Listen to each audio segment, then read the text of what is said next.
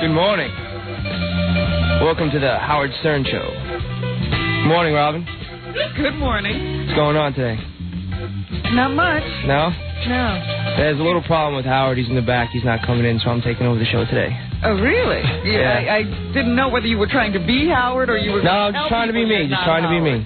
Well, say it's Steve Grillo. Well, it's the Howard Stern Show with Steve Grillo. How's that? Well, what have you got to say now you're taking over the show? Well, I figure we get to some news. How's that? Want to jump right in the news? No, you're supposed to have some kind of opening statement if you're going to take over the show. He is so uncharismatic. I'm bald and stupid. How's that? All right, thank you, Steve. Little... If you're going to take over the show, how about doing some news? I said, hey, Steve, I'll give you an opportunity. You've been an intern here for 10 years. You go in and take over. Start off. Hey, Howard's not here today. It's the Steve Gorilla Show. Go ahead, show me what you're going to do. Hello, everybody. Here's the news. Hello, everybody. Here's the news. Here's the news with Robin. I've been waiting for this opportunity. Let me shut up. Here's the news with Robin Givers. All right, Steve, nice job. Thank you. You were very good. You took a good command of the microphone, and you really took over. Thank you. Anybody? He claimed that he did a little show over there at Hunter College, and he was controversial. Oh, was he? I almost started a riot in the cafeteria. Let me get this straight. You're still at Hunter, right? Yeah. Okay. So you started a radio program over there? They have a really minuscule radio. A mini school? Mini school. Mini school. It's really tiny, and I'm confident that Steve will continue to be a loser in 1995. So anyway, so you became the disc jockey over there. Yeah, what did I you had do? a little radio show. Did you spin records or you just talk? I hated playing music. You don't like playing music. You don't like doing that. So it was at the time where... You like to talk. You like to do like what I do. Yeah, it was at the time where Giuliani was and Dinkins were, going back and forth. And I think it was the actual day that Giuliani won. Okay. So I went on the air. And I said, it's a real shame. I said, I come from a very white trash Italian neighborhood. I said, and there was a slogan going around in my neighborhood that said, vote for Julie, not the Moolie. I said, and I was just stating it, and all of a sudden, like nobody ever listens to the radio in the cafeteria. Suddenly, the phone rang, so I picked it up, and it was some black girl going, what do you mean? What do you mean? What do you mean? I went, nothing. I was just stating what the people in my neighborhood saying. That's bull. That's bull. That's bull. That's bull. And then all of a sudden, I heard everybody in the background screaming, "Get off the air, you white trash piece of crap!" And then everybody started freaking out.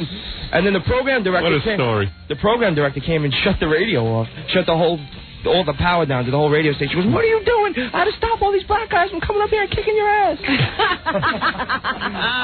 I was like, but nobody had listened to anything I said. They just heard, like, Moolie, and they went nuts. Moolie. Vote for Julie, not the Moolie, was better than my other one. Go figure. Who's voting for the nigger? That was my other one. I'm going to burn down the station then. You have no presence whatsoever on the radio. You tell a story, I'm asleep. Okay. I've never seen anything like it. Can you imagine that radio show? Where is the tape of that show? There's no way of taping my radio show. I wish I could have. They didn't have taping facilities inside the radio nothing. studio. I would have had to get a radio and tune into the little tiny weak signal that they had, which you can't even get inside the radio station. So how did all these black people get it? Because it's just it's broadcast into the cafeteria. So in other words, when you do your radio show at college, it's almost like a PA. It's like a PA. You're really broadcasting into the cafeteria. Yeah, but there is a tiny small signal that reaches like maybe out in front of the school if you stand in the right area. That's it. Basically a deli counter with music. Yeah, exactly. That's some radio station. Oh, it's horrible. All right. Thank you, Gorilla. You're welcome. Thank you. All right. There he is, Steve Gorilla, who does his own controversial radio program over at Hunter College, if you'd like to tune in for that. Yeah, you got to try to find him. Yeah, what you do today is you tune in front of the school. If you could park directly in front of Hunter College, you'll hear the Steve Gorilla Show. So I got on the air, and then all the blacks was calling up and saying, "What's the matter with you, you white trash?" I just made a statement. I just made a statement. I like that. I just made a statement. All I did was state that it was said. I wasn't saying it. I was stating it. See, I was just reporting on what was happening in my neighborhood. You see, it's not a personal thing. You have to hear. Well, there was a statement in my neighborhood. That's right. And they called up and said, "You white piece of trash, you white piece, white piece of trash, grab, bastard." All I did was go on the radio. I don't like to play music, so I try to say about Giuliani and the Dingans. Yes. Dingans. Dingin. I hated playing Dingans. the music. Dingin. So then Dingans and Giuliani, it was the day that Giuliani won, and Dingans had lost, and they went on and said, in my neighborhood, they did the moolie. Vote for Julie, not the Molly. So then the black will call up and go, you stop it. What the heck? What are you doing, you white beast dragger grab? That's you bull. That's bull. That's bull. That's not even true. That's not even I true. hate playing records. I hate You don't playing act like records. a 3-year-old now. What did that? Because you sound like a 3-year-old. That's bull. A gorilla. I hate playing records because my hair falls on the vinyl. Yeah. I believe that gorilla is on his way. I believe he's on his way back to the office to get me breakfast. All right, gorilla. But that's how you dog. You do dog it with That's the grab. Oh, a little bit. You got a very thick accent. I just thought I would come forth. I thought I would come forth and share this with you. And I talk I don't breathe out of my nose. I don't breathe out of my nose. I don't breathe out of my nose. I don't breathe out of my breathe. nose. I don't breathe out of my I nose. don't breathe out of my nose. Ha. Ooh-ha-ha. Hey, I'm afraid of schnatz. Yeah. Schnatz. And boogers. And boogers and the schnatz. Yeah. And a lot of other crab. I know that grabbing in my nose. That's right. Don't we have like My white commercials? trash to play? nose. I didn't do it that time. I didn't do it. I did not. You just did it twice. I don't even You don't know when you go, ha. ha ha. I guess maybe I don't. I guess maybe I don't. Ha Ha. ha. He just did ha ha twice and he says, I didn't do I it. didn't do it that time. What are you talking about? I didn't do that. Play commercials, Fred. Come on. Go back and listen to the tape and listen to yourself go, ha ha. Ha. I guess it's totally unconscious. See, I Totally. did it again, and I don't. Ha. I didn't even know I did that. Totally unconscious. Totally That was unconscious. totally. I think you're totally unconscious. That was totally unconscious. Totally. All right, very good, gorilla. Go ahead. You're done now. Sure now. Yeah, go back and do your duty. All right. All right, anyways, that was the Steve Gorilla Hour. We got to take a break. We'll start the show right after these words. Wow. What is this? Oh, look at this. We're talking about a new network. Talking about Paramount Network. That's right. All right, Jackie. Have you checked out this new network called UPN? It's the one with Star Trek Voyager every Monday. Oh, I forgot to tape that last night. I was busy watching Melrose Place.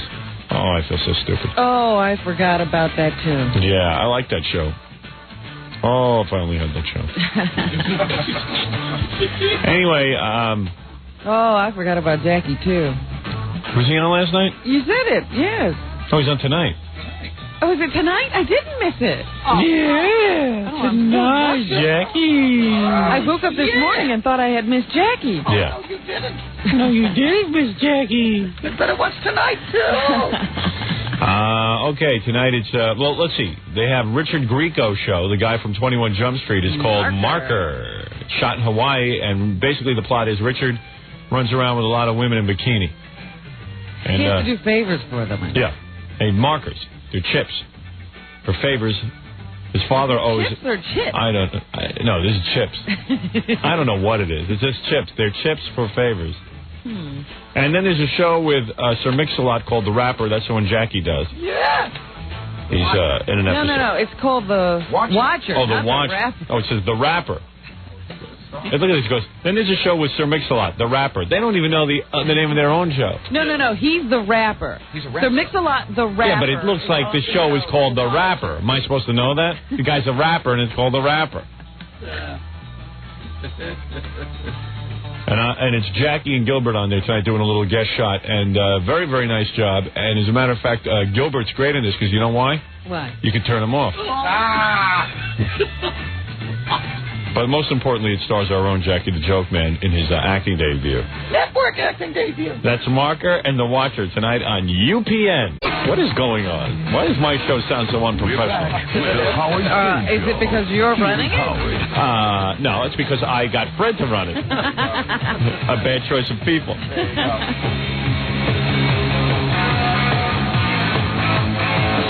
Yow! Van Halen. Still one of the best bands around. Well, this is their old stuff. Yep. Panama. I mean, I haven't heard that new album. Have you? No. Nobody sent it to me for free. Damn, I just got fingers bleeding. I hate that. What'd you do? No. Exactly. Paper cut? Paper cut, yeah, something like that. That's called ER. Got like a little cuticle thing going on there. Oh, you're ripping your cuticle. Ugh, I just hate being human. I really hate What being would you prefer? I hate people. It's amazing how much I hate and I despise people. How do I begin? That is not true, because this weekend they had an article in the paper about if you like a certain TV show, yeah, I they read can that. tell you what kind of person you are. And a Melrose Place person, which is what you are, loves people. Is very social. Yeah. So social that all I do is sit by the TV and watch people. What a crock of crap that article was. I read that too. I looked up my shows. Yes. Oh. Didn't describe you at all. I can't stand people. People are so disappointing. In every aspect of my life, people are disappointing. I think Who disappointed you now? No, it's the human condition. It's the human condition. You can't be specific. Oh, jeez. Okay, what the hell? I knew you wanted to. I saw you considering. I don't know. It's just... maybe I'm ultra-sensitive, but people say the wrong thing. I'm just disappointed in humanity. I just feel that every system... First of all, just on a general level, I feel people are corrupt. I feel that the human condition is corrupt. I feel that basically people prey on one another. I think they're all a bunch of pussies. They prey on one another. Everybody is out to screw everybody else. And it's only getting worse. Oh, you're such a pessimist. And I think that most people are corrupt. I think they're corrupt on every level. I think they lie. I think that they cheat. I think they cheat the system. And I think the human condition is filled with skunks. And you know what? I have a mother, God bless her, who is the biggest Pollyanna in 2 feet. Who, if I said that to her, she would go, Howard, oh my God, don't say that. That's negativity. Negativity. You must be positive. That's how my mother talks. Yes. Sound like a chicken. You must be positive about people. Oh, what are you saying? What are you saying? Hey, what's Master do? Well, what brought this on today in particular? This isn't just today. It's every day of my life. Don't give me bull. Yeah. Something happened. No. Nothing in particular. Well, okay, here, I'll give you some particular examples. Like yesterday, okay? I'm in the house. No. I'll take it back a couple of days. We'll see. I mean, I got a million examples of this. There's so many examples. I can take you anywhere. We know what has happened to you to give you this feeling. All right, okay. I'll tell you how people make life miserable. All right, so the birthday show, okay? Mm-hmm. We're at the birthday show having a good time. I come home, and my wife says to me, I'll forget it. Oh, boy, here we go. Okay, my wife says to me... What in the world could this be? No. My wife says to me,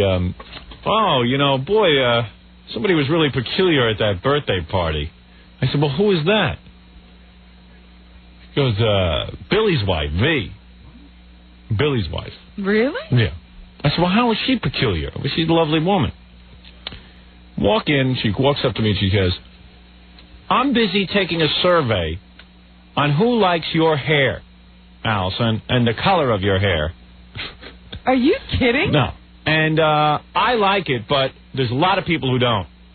So I was like, man, why can't these wives keep quiet? That's amazing. Yeah, I mean, she makes Nancy Sirianni Martling look like a divine woman. A divine woman. A woman of lady, God. Yes. a nun. She's Mother Teresa. Yeah. So I said, well, what are you saying, Allison? She goes, I don't know. She just said... She just walks up to me and says, we're taking a survey on your hair to see who likes it. Now, I like your hair, but there's a lot of people who like your old hair color better. And, amazing. Yeah. I gotta confront Billy on that. I am amazed. He's got to get his woman in line. I would never have guessed that of V. Yeah. You never know when there's these little things Then harbored. Yesterday I was feeling like, something wrong with me. I have no friends. I don't get together with anybody. I got to be more social. I said, maybe there's something wrong with me. You know what I mean? Maybe I got a serious You're starting problem. to question yourself. Yeah, I started to question. I said, like, what is it with me that I can't stand humanity? Well, what is it with me? What, am I a big shot or something? Am I getting crazy? So I decided I was going to rekindle my relationship with one of my old high school buddies, because he was a good guy. When we were in high school, he was a good guy to me. We were friends. It was before I was famous, and that he didn't want anything from me other than my friendship. Right. He was a good friend of mine. So he had, ironically, he put a call into me about something, and I called him back, and we're talking, and he goes, "Hey, you're getting famous, huh?" I go, yeah, I'm getting famous. So he goes, "Yeah, I listen to you. I listen to you early in the morning. You know, 6 o'clock when you first get on, because that's when I'm on the road." He goes, and it's good. I like it. I mean, it's wilder later in the program, I understand. You know, I guess the really good stuff comes, later in the program, because people tell me about it. I don't get to hear the really good stuff. This is when you're just starting to get cranking. Right. I was just like, why do they do it to me? Why do I get on the phone with anybody? Why? So then I tried to change the subject and ask about what he was up to, and that was good. I like that. I like to hear what other people are up to. I'm sick of talking about me.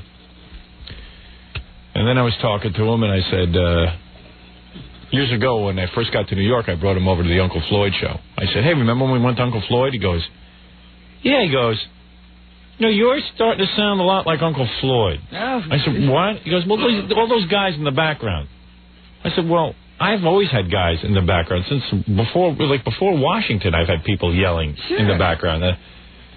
Are you accusing me of trying to become the next Uncle Floyd?" He goes, No. It's just that it's sounding more and more like Uncle, like he wasn't digging it. It just became a critique of my show. And it's just like, I don't need this. Yeah.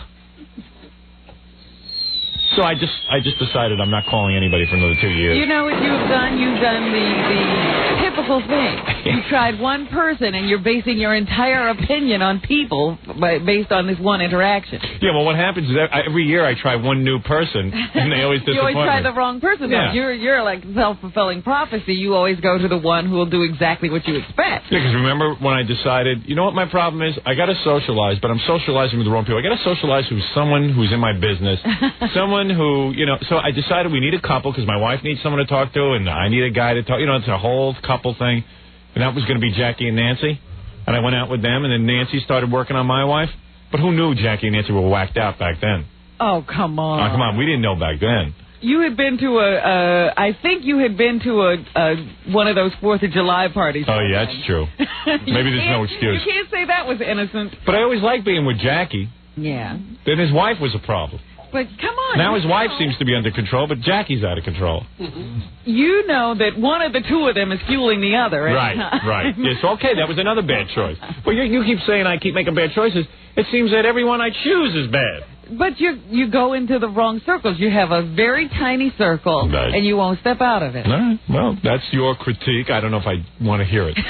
What? We had a dinner scheduled once, and you canceled it. You think? What happened? Why did that could only have gone bad? No, it could have gone... Well, I had trained my wife. It was. What was the dinner? We were all supposed to go out to dinner one night, and then you called me at like 6 o'clock on a Saturday night and said you had, I don't know, some sort of trouble. And was I supposed to go out with you Saturday night? Yeah, it was going to be my wife and myself and you and Allison. Oh, that was funny because I was looking forward to the Monday after that dinner so I could hear how Baba Booey did, and you canceled. I don't want to go to dinner with Baba Booey. You know what? You know what? Because Howard doesn't see me as like Jackie's a colleague. Right. I'm that little kid that works for him. No, that's not it at all. It's just, I look at your teeth all week. I don't want to look at it over dinner. You know what I'm saying? Howard.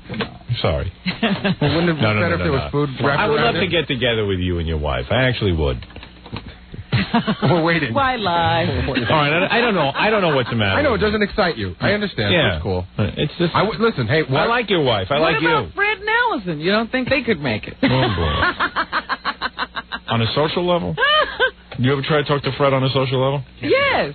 He just talks and talks and talks. At least you can sit back. Yeah. Well, I don't know what he's talking about.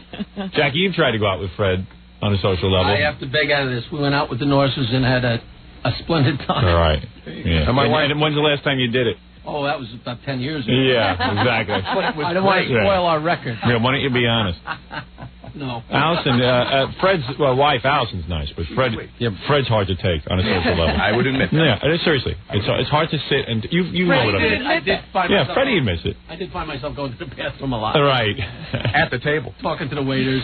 It's more fun to get together with someone and talk about Fred than to actually talk with Fred. See, this is why you can't have relationships. This time Jackie came over my house for a quick 10 minutes to drop off some lobster scissors that he gave me for a present.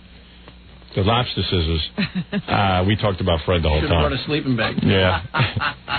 we almost ran out of time. I only had an hour, and we're still talking about Fred an hour into it. There's never enough time. Well, I had one foot out the door when all of a sudden you hit me with the bomb that Fred went to Texas with a man. Yeah. I said, sit down, man. It's still unexplained, too. I know. It should be on the X-Files. I know. You have to have dinner with me sometime. My dinner with I don't know. I don't know. It's just that I know that everybody is a scheming, thieving punk. Dan Foreman. Dan, I hate. Oh. That's all there is to it. No, I know. I hate Dan. I do. I do. Really? Hate him. Oh. Absolutely. When did that start? Recently? No, but within the last year I started hating him. Really? Oh, yeah. I don't like him anymore. I don't like Dan. Oh, that's an easy guy to hate. No celebrities that you would feel more comfortable Who with? do I know that's a celebrity? I know Joe Piscopo. Big deal. That's barely a celebrity. These people, every time What about Dee and his wife? What about them? Don't you like getting together I like with Dee, but I don't like getting together with him and his wife. Oh. Because all the two of them are doing is looking in the mirror at each other. Every minute. Dee talking about how he looks, how she looks, how this one looks. I don't want to talk about how anybody looks. I look like hell, okay? Boy, oh boy. And you said a celebrity. Dee's no longer a celebrity. I didn't say that because he said a celebrity. I just remembered that you and Dee tried to No, get together I like a couple Dee. of times. And I like his wife. I don't like to get together with him and his wife. Maybe there are no couples. And I don't like getting together That you with Dee can and his get wife and his kids. Because his kids are running wild. They run wild. There's no discipline there. Oh, just because Jesse tried to kiss your daughter. Yeah, I freaked out. I threw them out and the kids out, and that was the last time they ever came over. Coming on my daughter in the house. Kid was 10. Oh, that's great. Yeah, it's great. I wish daughters on you, Jackie, and someone starts kissing them. Bastard. Oh, you boy. happy little effungated fingernail bastard. You know what they say. I got paper. The paper mixes it with my fingers. It's the drying agent. The drying agent in paper. Meanwhile, we found out there's no such thing as a drying agent in paper. Has he gone back to the finger cuts or not? No. How you doing there, pal? New leaf right here. There you go. Does that mean you're washing after you wipe? I think I found out it was from rolling pot because I don't smoke pot anymore and they're not rotting away. His fingers don't. Yeah, it might have been something to do with the pot. Well, he would never accuse the pot, though. Yeah, right. Just More the paper. Not my pot. Not pot. Oh, no. It's organic. So does this mean no drying agent. Our yearly trip to the theater is off this year? What are you talking about? Well, it's going to be your birthday. We're going to take you to the theater again. Oh, please, not that again. Okay. Sit there with Jackie in his beer cooler. But wait a second, Howard. What? Didn't you have a great The theater time? is no place for a beer cooler. I know one place where you had a good time. Where? When we all went to Jackie's house for dinner, didn't you have a good time? You appeared to have a good time. No, I hated it. Oh, stop it. You said you had a good time? It was all right. Oh. That's good. No, that was fun. Fred was actually the most fun that night. Yeah. Well, you know what? Maybe you need to go out in larger groups than just two. I need more people. Not as much pressure. One time. You need a whole variety of people. And then you last sit night I back said- and observe. Yeah, because last night I said to my wife, maybe we should start inviting some people over, because Gary told me he had, his neighbors over. Yeah. But I wouldn't have my neighbors, because I can't stand my neighbors. I don't know them, but I can't stand them. Your neighbors are hundreds of yards away. Well, Mine I've is right never, across the street. I've never met my neighbors, but I just don't like them anyway. On general principle. On general principle, I don't like people, so therefore I don't like the neighbors. You don't like anyone who lives near you. Yeah, I just don't want to know anybody. Do you still hang out with Dr. Lou? Yeah, I saw Dr. Lou. We see each other maybe once a year. But, there's a He's couple my closest you could friend. get together with. Who? Dr. Lou and his wife. But that's good for once a year. Howard sees his closest friend annually. Yeah. But wait a minute. What do you mean that's good for once a year? You like him? You have fun when you're with him? I like Dr. Lou. You don't want to blow it, though. Yeah. That could wear its welcome out real quick. You think if you saw him more, you'd find flaws Yeah. in the relationship. Yeah. You hang out with Dr. Lou too much, he starts to critique your life. Oh, dear. It's better to see him once a year. Somehow it seems to me that life is just a reflection of you. That's right. I'm a miserable jerk. So maybe these are all the things that you do. Right. Maybe I need to just date. Yeah, he hates people, but boy does Girls he I want like. to date. Girls I like with hot bodies. But they like to go places. Can I ask a question? Oh, I don't. The obvious question, a lot of people always ask me this. Have you ever gone out, like, you and your wife and Robin and a date? And Robin's date? Yeah. No. Once we were at a party together. Why wouldn't you Yeah, try that's that? right. How We did could it. that not be interesting? What? No, Howard doesn't want interesting. He wants fun. What? I don't want to be interested. He's right. You don't think that'd be... All right. He wants. I don't What am I understand any of them. interesting? That wouldn't be fun for you? What? Going out with Robin and a date? Yeah. Why would I want to see Robin on a date with some stranger? I did that once, actually. Are you nuts? Remember that? Robin in one of her dates that she's going to like eventually end up either killing or devouring. I mean, I want to, you know. That's, going and then, out with OJ. remember when Robin was in her dating frenzy and she was going out with that guy for like 3 years? So we started to get to know that guy by the 3rd year. He was out of there. He was out of there. All that investment of time. Yeah, I mean, we started to actually bond with that And guy. attached to him. And all, the next thing I know, he's gone. We're having a Super Bowl party. Right. Like he never existed. Yeah, we were just starting to get him into shape. He was deleted. Yeah. He's like out of our life. He's out of the country, I think. He was plucked out of life. Right. I don't know. That's a figment of your imagination. Just an idea, sorry. Robin's the only person I know who can pick a day. I'm going to ask Billy what his wife meant by that. Oh, I would. Yeah. Because that was vicious. Why don't you go out with that? There was no reason for that. Yeah, what's with his wife? There What's was her no problem? reason She for must be that. jealous. Come up and open up a conversation like that. She walked right up to her and goes, she never sees my wife. Oh, we're taking a look at your new hair. You know, hey, we're all over there evaluating you. And most people think you look bad, but... I don't know why you came out today, Yeah. because we're all going to stare at you. Yeah. Wow. Next thing you know, she's grinding with a midget. I got plenty to say to He's Billy. always grinding with a midget. Billy ought to get his wife under control. So you can't go out with them. And Don't Billy's another dare go out guy. with Billy's them. another guy. You bring Billy somewhere, he's got to bring his wife. All the time. Yeah, we go to Cleveland, Billy's got to bring his wife. All of us leave our wives home, Billy's got to bring his wife. He can't make a move without her. What's his problem? But I am shocked that she would come up and say that to Alice. How well does she know Alice? She doesn't Not at know all. Alice at all. At all. At all. When does Billy get here? 7. I'm going to give him a piece of my mind. I was going to say, you want to call her now and get her on the phone with her? Wait till Billy gets here. She's listening. I know. I mean, I know she gets up early to listen. Well, then call her. She gets up early to listen. Well, does. she must be a fan of mine. Well, she is. She's a So I fan. guess she wants to really marry me. Well, You you're always married. seem like such a nice person. She is a nice person, but she doesn't think. No. That doesn't sound like a That's an nice aggressive person. move. Yeah. Why would you say something like that? That's just, I mean, how is Allison supposed to feel after something? I don't know. Howard, can I just say something? What? Do you know that when you talk about like weird stuff like that, do you know that I have a relative that hasn't spoken to me for 3 years because he wanted to raise money for a business venture? Yeah. And he wrote me this letter saying that if you would just get on the radio, you, Howard Stern, Yeah. and say if everybody would send $1, if he got 60,000 people, he'd get $60,000 to Yeah. do this thing. So I, did the only thing that I could do. I ignored it. Right. I mean, how do you respond to that? Yeah, of course. And Well, he's completely out of his mind, this So guy. he's not talking Stop to talking to me. Yeah, Stop like, talking to my mom. you should, stop talking to your mother. Oh, yeah. Yeah, that's good. Everyone should send your cousin Well, or uncle or whatever it is, a relative, $1. $1. You know what happened? People are nervy. What happened is now that I work on the show and we're popular, I've become stuck You're up. a big head. Yeah, now you're stuck up because you wouldn't come to us and ask if everyone could contribute $1 to your family.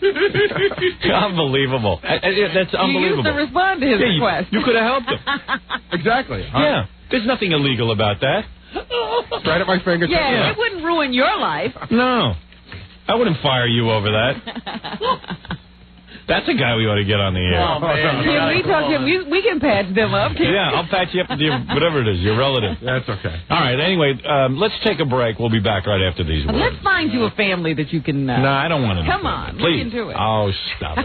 We'll be back right after. You're listening to The Howard Stern Show. Once again, Howard Stern. Yeah.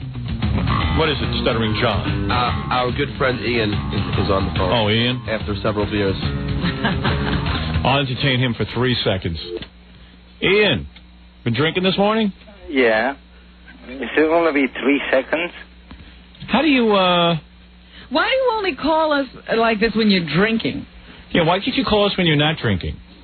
Because when I do drink, I have no interest in what you're saying. None of it. Oh, but when you're sober, you're interested completely and you can't get to the phone. Let me give you an example, Robin. Robin. Name sounds like a period. Robin. When Howard came down from Albany, and he said, I don't understand why I did not even go to, the Republican, party and everything, because I'm a Democrat. And I have no, I have nothing to do with it, right? But you were a featured person in the Republican, inauguration, weren't you? He never said he was a Democrat. I never said I was a Democrat or a Republican. But weren't you a featured person in that? No, I was asked to sit on the stage of a man that I backed for governor. When he was down 20 points in the polls, when no one was standing at his side, I put my ass on the line. But on the way back, you were saying, I don't even know why I did it because I'm a Democrat. No, I never said that. You forgot that? No, I never said I did it because I'm a Democrat, because I'm not a Democrat. Okay. I'm not a Republican. Okay, your father never screamed at you, like when you wrote in your book, which I never bought, I never read. So how did you... But I heard from you. Okay, go ahead, right, so your father yelled at you, what should we as Democrats do for, like, President Kennedy? No.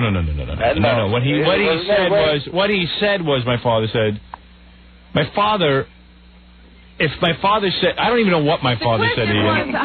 Why does the president want a Democratic Congress? Right. It had nothing to do with we as Democrats. No, but I heard you yesterday saying that Newt Gingrich is your guy.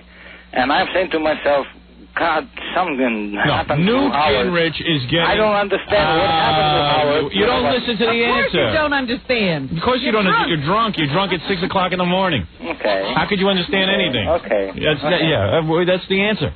Hey, Howard, Ian also thinks that he's helping the ratings by being on the air. He's responsible for the ratings. No, all the Mexicans are leaving my ratings. Yeah, do you see what you did with in Los Angeles? I'll tell you, something, I'm so burned up about Los Angeles. I'll tell you how it works. In Los Angeles, we didn't lose any ratings. It's a total joke.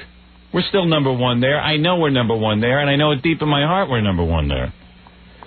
According to the Los Angeles ratings, everybody, not all of my listeners, but some of my listeners, a full 1 point of my listeners, went and started listening to a Spanish radio station.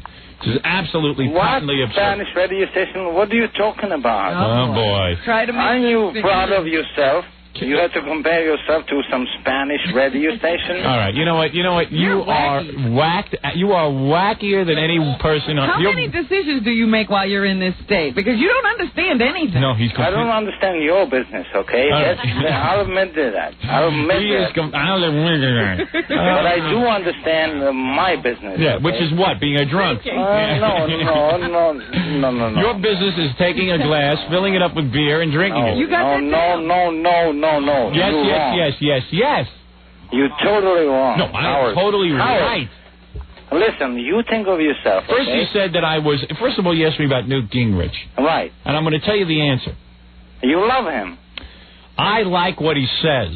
I like what he says about government. When he said, when we're reaching out to you and you pull out your hand, and if I don't see your hand, I'm not going to pull you out because you're drowning. What? Right? No, here's what I say. Okay? All right. If you wanted me to say it, I'll say it. If you don't want to give me a chance... Go ahead. All right. A lot of people are focusing in on Newt Gingrich's, with his wife and the divorce. Did you see his first wife?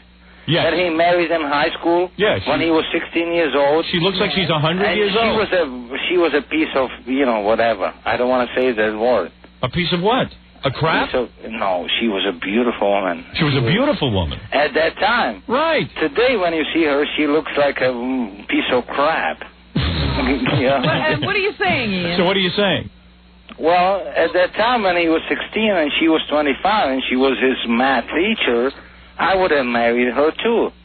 And you would have divorced her? You understand the whole thing. Exactly. Right, okay. So you understand. Exactly. All right. So listen, people, listen. I don't, listen, the guy... I can't figure out, Ian, are you a Republican? I don't know what he is. I'm totally a Republican. So why are you upset that Howard's supporting Newt Gingrich? I'm not upset about it. I'm upset about Howard all of a sudden supporting Howard. Oh, I can't, I have to all of a sudden... I'm all of a sudden... Oh, I see, you were there from the beginning. Because, no, you always supported Clinton. You I always still support supported his Clinton. wife. You I always still stood support... behind her. Oh, I still support Clinton. Why? Because I think he's a good president. Oh, come on. I think he's doing a good job. What do you mean? Oh, so tell me what's wrong with him. Tell me what he's done wrong. Okay. Go ahead, let's hear it. I will start with little stupid things that happened when he was a student in 1960s. Look at this. Wait a minute. Now, don't argue with him. Let him when talk. he was Let him like talk. in Oxford, Listen to this. He's going to when talk he was about... like This is what... England, right? You know what? Ian And represents the American people. They talk about... They analyze a president based on People magazine. They don't analyze him if he's doing anything. He's going to tell you about college. Listen to him. Like, you remember this Ivan Reitman? The guy that you... Now he's talking about a film producer. Like, he is a very special person. Yes, I know Ivan Reitman. Right. Okay? And he was one of the people in the Czech Republic, not Russia. Do you believe like this? Do you believe the idiocy of people? You know, I see a lot of people. Like, I'm reading a column today. Do you remember that? Wait a second. Yes, I do. Okay. Now, I was reading a column today by Dennis Miller. Right? I mean, not by Dennis Miller, about the guy who did that, the one flew over cuckoo's nest. All right, you're asking about the... So there were good people who did something, but yet they would have never been able to do what they did if their families... Anyway, what I'm saying is, I'm reading a newspaper article today, and they're interviewing Dennis Miller, and they say, what do you think of President Clinton? Now he's become some sort of political analyst, because he's a comedian. And he says, oh, Clinton, worst president there ever was. I said, well, this is going to be interesting. I'm going to read why he's the worst president. And here, wait, I'll get the quote. Here's what he said. He says... Oh, you got to say something to Ian. Okay, Ian. Well, there you got me on that. You got to say. No, but honesty. Right. You know, when those guys needed to go to school, when they were like 18 or 19... He's back on the school again. Clinton in school. Can't tell you why he doesn't like somebody. They did not have the family. But he's no different than anybody else. They all hate Clinton, but they don't know why. They just because they read in the paper, they're supposed to hate Clinton. Everyone hates the president the day he gets into office. Oh, there's a good. You got to hear the brain surgeon Dennis Miller. He's a real brilliant. Imagine out of 14 or 15 minutes. Oh, listen to this guy. Can you imagine? No wonder his wife left him and he drinks. He's boring. And then when they did, he doesn't stop. No, he doesn't stop talking. He'll keep talking. Ivan Reitman. Hey, you hear that? Ivan Reitman. Again, Ivan. You know, when they did actually make it through their stupid communist families, Can you imagine? They stood behind them. And that was the only reason why they made it. This guy's sitting and drinking. And analyzing the world. I wish I could find this Dennis Miller thing. Give me the post, will you? For Please. what? For what? For what? For what? Well, you know. Right. I swear, what do you see in the guy like that? Right. You convinced me. What can I say? Okay, so here's Dennis Miller. He says the following. I wish I could find it. It's so great. Ian, you got less friends than I do. Oh, here he is. You got it now? Because I just found it. Miller, I'm president. He's the worst. Okay, so there you go. Clinton is the worst president in my lifetime. This is Dennis Miller. And the least likable, says Miller, who's back for return engagement tonight at 9 o'clock on TV. What are you reading? Shut up already. For 2 seconds. You just talked for an hour. You did a monologue. He goes, listen to this, Dennis Miller. 2 years from now, there's a good chance we'll dislike him even more. He doesn't grow on you. So what does Bill Clinton do that Dennis Miller, hates him so much? Miller says he's disappointed in President Clinton. The chasm between what he could be and what he is just too great, says Miller. He's bright enough and smart enough that I thought he'd be better. Oh, they asked him, what don't you like about this? Specifically, what is the problem, Dennis? You know what? What is he not doing that you would have him do? Dennis doesn't read the newspaper. He wouldn't know anything. Everything that you just read, makes you even bigger than you are. And I don't think that you even understand how important you are, okay? when, like, for example, that election, you know, in New Jersey was going on, okay, and then this Christie Whitman won, okay, all you said was, whoever calls me first, that's who I'm going to support. You remember that? Okay, listen, I got to go, Ian, all right? It just happened that you supported her. Yeah, it just happened, huh? Okay, listen, I got to go, okay? I can't take you. You don't make a point. You have no point to make whatsoever. You sit, you drink, your family leaves you. Come on. Come on, you know the truth. You know better than that. You ramble and ramble and ramble and never make a point. You can accuse me of anything that you want to, okay? You're a foreign twerp. Okay. You should go back to his homeland. You should go back to your homeland. He can't. They can't stand him. Oh. Right. They wouldn't take me. They wouldn't like me. Like his family, they threw him out. Right, exactly. Exactly. So, all right, go ahead. What are we drinking this morning? What kind of beer you got? Coors. Coors is #1 beer. Very Absolutely. good American beer. Good beer. How many have you had so far? Very few. Just a couple? Because I was on the naltrexone. I've been going for a treatment. Oh, you getting some medication again? Yeah. I'm trying to get rid of, the drinking problem. So you were taking a medication to stop drinking? Yeah. You just can't stop drinking. You got to take a medication. No, don't start with that. I see. So in other words, instead of just stopping drinking, you're going to get yourself addicted to some drug so that you can stop drinking. That's why I'm not taking it, okay? When they give it to me, what kind of pill could they give you? I think that's the drug. When you take it, you can't get drunk. Right. Well, let me tell you something. The first day I took it, okay? You defeated the drug. No, let me describe to you what it's really like. All right. Okay? The first day I took that drug, it's called naltrexone. Whatever. Okay? Whatever it's called. Nobody cares, right?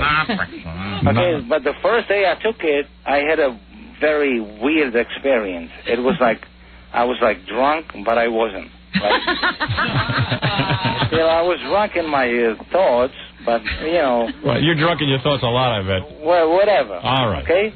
But it took about 3 or 4 days. After that, all right, listen, I got to go. Difference. All right, very good. Okay. Everything was the same like before. I see. He told you he drank. And he continued to drink while taking this medicine. Exactly. Hey, Ian, why don't you come down here? I'll put you in the laughing stock and tickle you. Let's get into some tickling. Yeah, that would be nice. Yeah. Because I don't know why you want to have that. Well, come down here and experience it. Come here, you might like it. Robin, what I'll do is I'll get you down to your underpants, and I'll tickle you. I'll tie you up and tickle you. Underpants and But bra. Howard, why do you want to have that? Do you have some kind of latent homosexual tendency? Yeah, I'm as gay as they come. I'm real gay for you. When I hear your voice, I want to have sex with you. I want to bend you over a chair and have some sex with you. Oh, I think you're softening him No, up. but it's really very latent, right? You drink a couple more beers and come down here. Don't you have like 3 children? Yeah, 3 children. To do with anything? That's right. Don't you have a wife? Gay people have children. Yeah, right. Don't and you you're have never a going to find another gay man. All right, I got to go. You're using curse words. Go ahead, go back to come drinking. on. When I was... Now he's got to convince you that he's straight. Yeah. I may be drunk, but I'm not queer. That guy's a trip. I could listen to that all day. He's so funny. He's taking a drug so that he's not supposed to drink, but he's drinking with the drug. Now, the same thing with this Newt Gingrich. I'm watching TV last night, and they did celebrities who are against Newt Gingrich. Yeah, I said that, and then Judy Tenuta goes, Newt, I hate him. And then the other one goes, Newt, what's that? That's a frog. Nobody ever says why they hate somebody. They just tell you they hate him. But specifically what I like about the guy is that anyone who's for less government, who can sit and articulate a plan to cut taxes, which he has done, which he has also talked about cutting the bureaucracy that exists in Washington. I'm for these things. I like it. I can't get hung up on the guy's personality. The fact that he's a guy who dumped his wife and 3 kids, it disturbs me that he tries to tell you about morality and things like that, and he tells you about Boys Town. That I despise. But I can separate out the good from the bad. It's, listen, nobody's perfect. You see that. Who do you know in your life that's perfect? Everybody I know is a jerk. Thank you. Oh, you're welcome. You know what I'm saying? When you were starting the show this morning talking about how you thought that people were basically corrupt, I thought you were talking about larger themes. No. than just the people you've had dinner with. No, everybody in our society, anybody in power is corrupt. The people in power are corrupt. And in your own personal life, what you have to begin doing is building a power base. I don't care if you're a garbage man. You've got to get out of your house, make contacts with people, the most influential people you can meet, because it's every man for himself. The world is filled with piranha. Why wouldn't you say first build a moral base? No, it can't be done. You must be Machiavellian about everything. You must take on. Go out and build a power base in a moral way? No. If somebody screws you, get them back. Figure out a way and do it. Hey, I have. You got to do it too. That's my advice to my audience. And the nice way to spend your time. Mm-hmm. Retribution is mine, saith the Lord. Is a kick in the ass, pal. Do unto others first. Oh, boy. And let me tell you something. To him. He doesn't mean this at all. Okay, good. Suckers. All right, anyway, listen. Here's the point, Robin. There is no point. All right. You're like Ian. You have no point. Let me take a break. We'll be back right after this. We're back with the Howard Stern Show. Here's Howard. Okay, I'm here. Billy came in, said he's going to divorce his wife. He was just looking for grounds. Man, what's your story on your wife, man? Can you get her under control? I can't imagine that she would do something capriciously like that. Just run up and try to hurt somebody's feelings. She's not. Well, she didn't mean to. Person. She's passive aggressive. Probably. She's probably jealous of Allison on some level. I think she was all, wound up from being at the birthday show, but I also think that maybe people were saying, I don't like Allison's new hair color. Well, what's she got to do? I know, there's a reason to go over and say something to somebody. You go out to talk to somebody, you know that the message you're going to deliver is either going to make them feel good or make them feel bad. Poor Billy, he's so polite and everything. Now he's got to deal with his wife not being polite. Well, that's what's wrong with partners. And now Billy's got to explain off his wife. Yeah, he's responsible. Don't even try. We should call your wife. I think we should. I didn't see it happen. I wish I did. No, Allison came home. Did she tell you about it? No, Allison came home and just said to me, hey, Was she hurt? Well, I think on some level, she's got a pretty thick skin, my wife, and she's tried to sort of, people like to comment on her every minute. Most women like to come up to her and just say, how can you be married to him? All the things he says. Get a pretty thick skin after that. Yeah, right. I mean, imagine every woman in the world comes up to you and how can you be married to him? Meanwhile, they all want to be married to me, from what I can tell. Yeah, as soon as she dumps you, they'll be right there. Yeah, right. They'll be like, I don't know how your wife could have been married to you, but I can be married to you. I can be your wife. Yeah, they always go like, how could you be married to him? In other words, like, yeah, gee, must be horrible being the wife of a celebrity. What are you talking about? Most of these women, they're dying to be famous or be known. Yeah, they'd rather be married to Herbie the plumber. Yeah. Well, that's what drives them crazy. They're married to Herbie the plumber, and then they meet up with my wife, and they're like, oh, how could you be married to him? What is it? It's a very uneasy V. West on the phone. Oh, okay. I said, come on. She goes, I'd rather chop up my tongue than be on this show. Well, V wants to be an actress, too, so she's probably jealous of my wife. She's gotten some airtime for her. Right. Now she's got some airtime. V? Yes. You know what it is? And my wife has to deal with all of these wives. Not just V. I mean, she has to deal with the wives and all their, all the crap. So me and my wife just stay in the house and hide from everyone. Well, come on. Right. You can't hide. So V, so people probably curious what I'm talking about. So V, we're at the birthday show. My wife walks in. Maybe V ought to tell us exactly what happened. Yeah, V, what happened? I saw your wife. Right.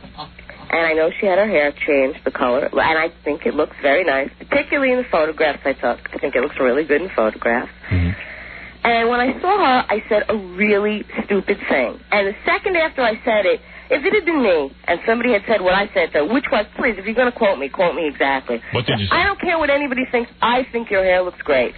Which was a stupid thing to say. And I admit that. And in the future, believe me. I thought you said that you were that a lot of people. You walked up to her and said, "I'm taking a survey around here about your hair color, and I've taken the survey, and I like your hair. I think it looks really nice. But most people here don't like So my wife started to freak out. She goes, well, who's in the survey? Howard, number one, I was at your party to have fun. I'm not a census taker. I didn't take a survey, and I wouldn't make a comment like that. I heard you took a survey. Okay, well, I'm telling you exactly what I said. Because right after I said it, if it had been me and somebody said that to me, I would have just focused on the positive and said, oh, thank you.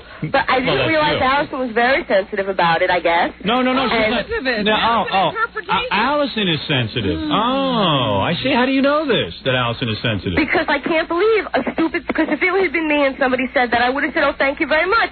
She immediately said to me, who said this? Who doesn't like my hair? Well, you have admitted that you knew it was a stupid statement. You you can't judge how somebody's going to take something and don't say everybody judges particularly sensitive simply because she listened to what you said. Everybody judges my wife. Can you name the other names, hon, and just drag everybody down with No, right. I'm going my own twisted bowl. The other names mentioned were... she mentioned names? I didn't mention it. Well, see, Jessica was involved. You know Jessica, who used to be an intern here? No. She was involved in the survey. I think. Oh, please, Howard, this is fabrication. I'm going to hang up the phone. That's not true. What are you talking about? That's not true. All right, get my wife on the phone, Gary. I can't believe this. Billy. What? Billy. Billy wasn't there. Billy wasn't there. Give him a break. No, but you see, it was the one morning I was at a friend's house. I was sleeping. I missed the show. And this is what I get to wake up to. What happened? Where's my wife? As a good producer I am, I was immediately trying to get your wife on the phone for 5 minutes. Oh, but you couldn't? It's busy. She wouldn't have taken the phone off the hook, would she? No. She's probably just sleeping with the baby. Yeah, it's busy. Yeah. Anyway, so... I don't know. It was really weird. Like, people are always saying weird stuff. If you really liked her hair, why wouldn't you just go up and say, oh, Allison, I like your hair? No, people are really always saying weird stuff to my wife. You know what, Robin? Believe you me, I have learned the hard way, as we're all witness to. That's exactly what I'd say in the future. Or better yet, whenever I'm around you guys, I very rarely say anything to you guys. It's very intimidating. I tend to talk to people I feel more comfortable with, like Fred. Oh, don't like us. No, it's not that I don't like you. It's intimidating. I never said I didn't like you. Please don't put those words in my mouth.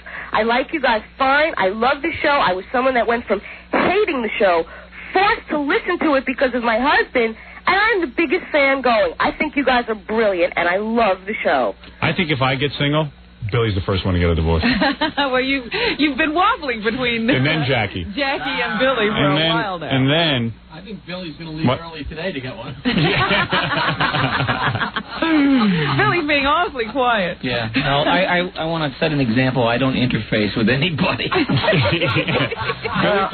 learned the hard way. You've got it right. No, it's not the hard way. It's just a matter of courtesy. You walk up to someone and you don't see... B doesn't know my wife, really. Often, yes. And you walk up to someone and you go... and my wife is so evaluated by everyone and everything. And most women are very jealous of that on some level because, they do want it. Everyone would like to be in the spotlight. He gets a lot of attention, and they would like to be the center of that. Right. Attention.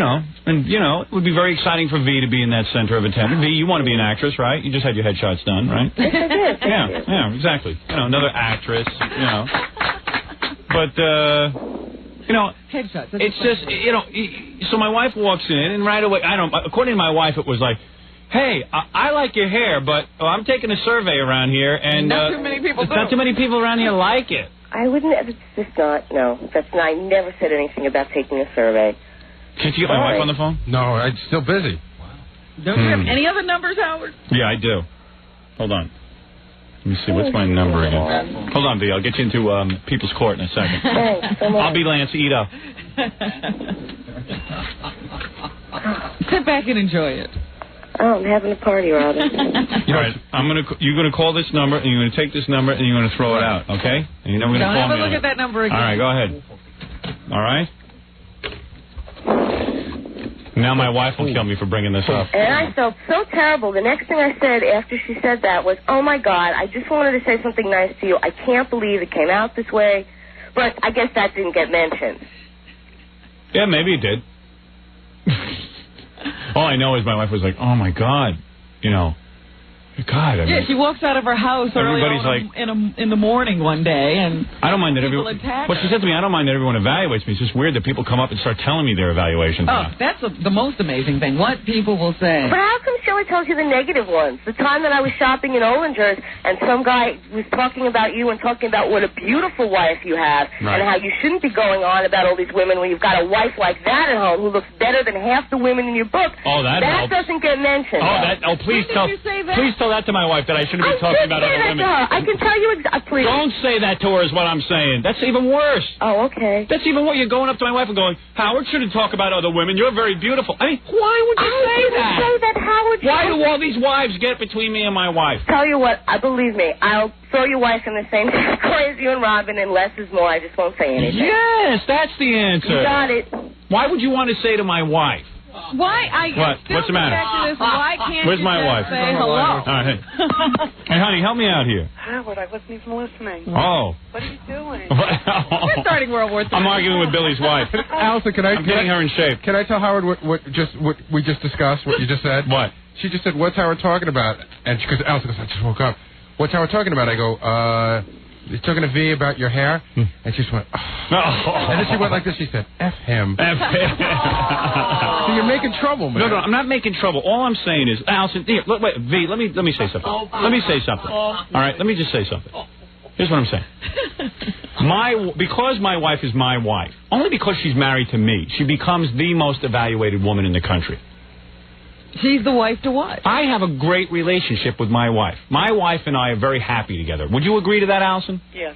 We're happy together. We like each other. We enjoy talking to each other. You're enjoying your life together. I enjoy watching movies with her. I enjoy watching TV shows with her, except Melrose Place because she talks through it. But I like her. I remember we had some fun in 1978 when we first met. Yeah, and that's kept you together. It's kept us together. We have 3 kids together. We have a history together. And my life would be simple.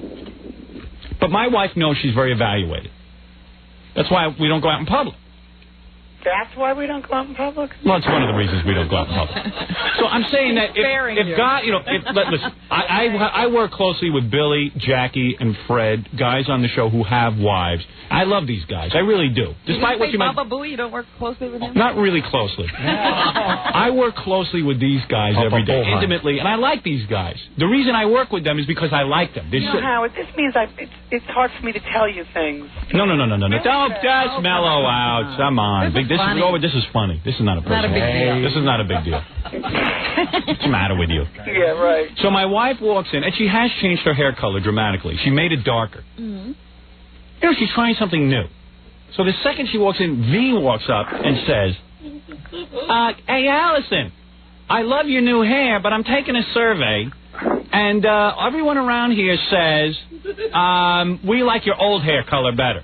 No, she didn't say that. What did she say? What did she say? I'll tell you exactly what I said. All right, let's see what she says. What I said, and it was a stupid thing, and again, I apologize. What I said was, I don't care what anyone says, I like the color of your hair. Right, and I didn't say it the second she walked in. What was that survey stuff, Allison? No, she said, I'm asking a lot of people. I never... Yes. She said, I've been asking other people, and I don't care what they say, I like it. Well, she's Mrs. Blackwell. You know Mr. Blackwell, the guy who evaluates Listen, Liz, it's no big deal. My wife wasn't all that upset about it, but I get crazy. The idea of it. No, I understand that, but she also got autographs for us and took wonderful pictures. Yeah, I'm not saying that. I like me. But the wives have got to learn. The wives have got to learn not to make trouble for me. Not to make trouble. I don't need trouble in my life. I promise you, Howard, the next time I see you or Allison, I'll just wave. Ah, that's what I'm looking for. You got it. That's all I want. You got it. That's all I want. That's all I want. Why does anybody want to learn to speak? They always want to I would never. If you speak, you can put your foot in your mouth, and I you would can have never. it is when you trip. I would never walk up to someone and say, you know what? Never. Listen, Oh, Billy's hair is falling out of his head. Do I say anything? Well, yeah, you did. All right, but I don't say anything. Only on the radio. Right. What you're doing is you're not allowing people to have a real relationship with other people. Well, that's what V is opting out of a real relationship. Right. She's now saying she would only wave. I would still take a chance talking to V. What about you, Allison? I would still take a chance talking to V. Of course. Why don't you guys get together and go out to dinner? Why can't anyone be perfect like my Robin? Why? Oh, I'm not perfect to Jackie or Fred or Billy. No, because listen... V, apologize to my wife. Go ahead. Allison, as I said to you right then and there, immediately after I said what I said and I saw your reaction, my God, I just wanted to say something nice. I'm really sorry. And again, I'm really sorry. And quite frankly, I think it looks really nice, especially in photographs. It's a really soft, honey color, and it looks really nice. Insincere. Sorry. No, you know what? I think it came out in an awkward way, but I don't think you meant it in a vicious or negative way. I really don't. I save all my vicious and negative things to say behind people's back. That's the way I operate. I don't have nothing vicious and nasty to say about you. That's how I operate. But Howard, you know, there was... See, honey, I took care of this. No. You really should air these things. Right. No, you really shouldn't. Fred, what did you think of my wife's hair? I thought it looked wonderful. Did you? Yeah, I was actually... I like it lighter. It looked good, though. I thought she looked really pretty. Where was your wife? Where was your wife? She was there, but everything got so crazy there. She showed up for like 5 seconds because she had to go to work that morning. Oh, she actually talked to Ronnie and... What is your wife working? Neil. She's working at a casting office. Oh, all right. Not the waitress job anymore? No, she gave that up for Lent. Okay. She's a toll collector. Yeah, but Howard, you know, already you're making it so awkward for me. So what? We never see Billy and V anyway. No, and I don't appreciate it. You made it a whole weird thing with me, Nancy, and Jackie. Yeah, well, now you got to... You feel weird around Nancy? No, I love I don't. Nancy, but he made it weird for like about 5 years. Oh. So big deal. So when do we ever see Billy and V anyway? Who cares if we're weird with them? Well, I don't care. I don't appreciate it. I think that everybody's being way too sensitive. Yeah, Allison's all sensitive now. No, he is... What's the big deal? Because it makes it seem like now I can't... I have to teach the world how to deal with you. Do you understand that? You are my wife. I have to teach the world how to deal with you. No, because I can't even make a comment to you anymore. No. No more comments. I want to... That was wrong what V did, and you should know about that. She's probably going around making this mistake all the time. Yeah, you think V's only doing this with you? We're helping her. She might be making statements like this to all of Billy's friends. Maybe she is. Exactly. I helped her. Didn't I, V? Wonderfully, yes. Thank you so much. A lot of people don't have the common sense that I have. I feel very funny with this. I do.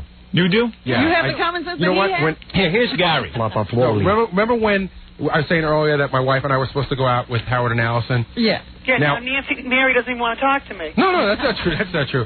Now, believe me, I don't control my wife at all. And if anything, she probably has more influence over me than I do over her. I would agree. And I sat down with her and I said, listen, honey, you're your own person. I would never tell you what to do, but don't say anything weird. And she goes, come on, what am I, stupid? I said, listen, if you're talking and in your mind you can't decide which way to go, don't say it. Right. And I go, please, I'm begging you. She goes, do you think I'm going to say something? I said, I'm just getting you set up. I said, anything could be blown up. Don't say anything silly. That's all. Said, okay. I expect people to treat my wife properly. Better than properly. Around you. Because they try. These wives also should realize that they represent their husbands. Right. When they're talking to Allison. Exactly. Oh it's true. That's Allison. right. Honey, let me handle this. What Robin just said is true. So what are they doing for their husbands when they do things like this?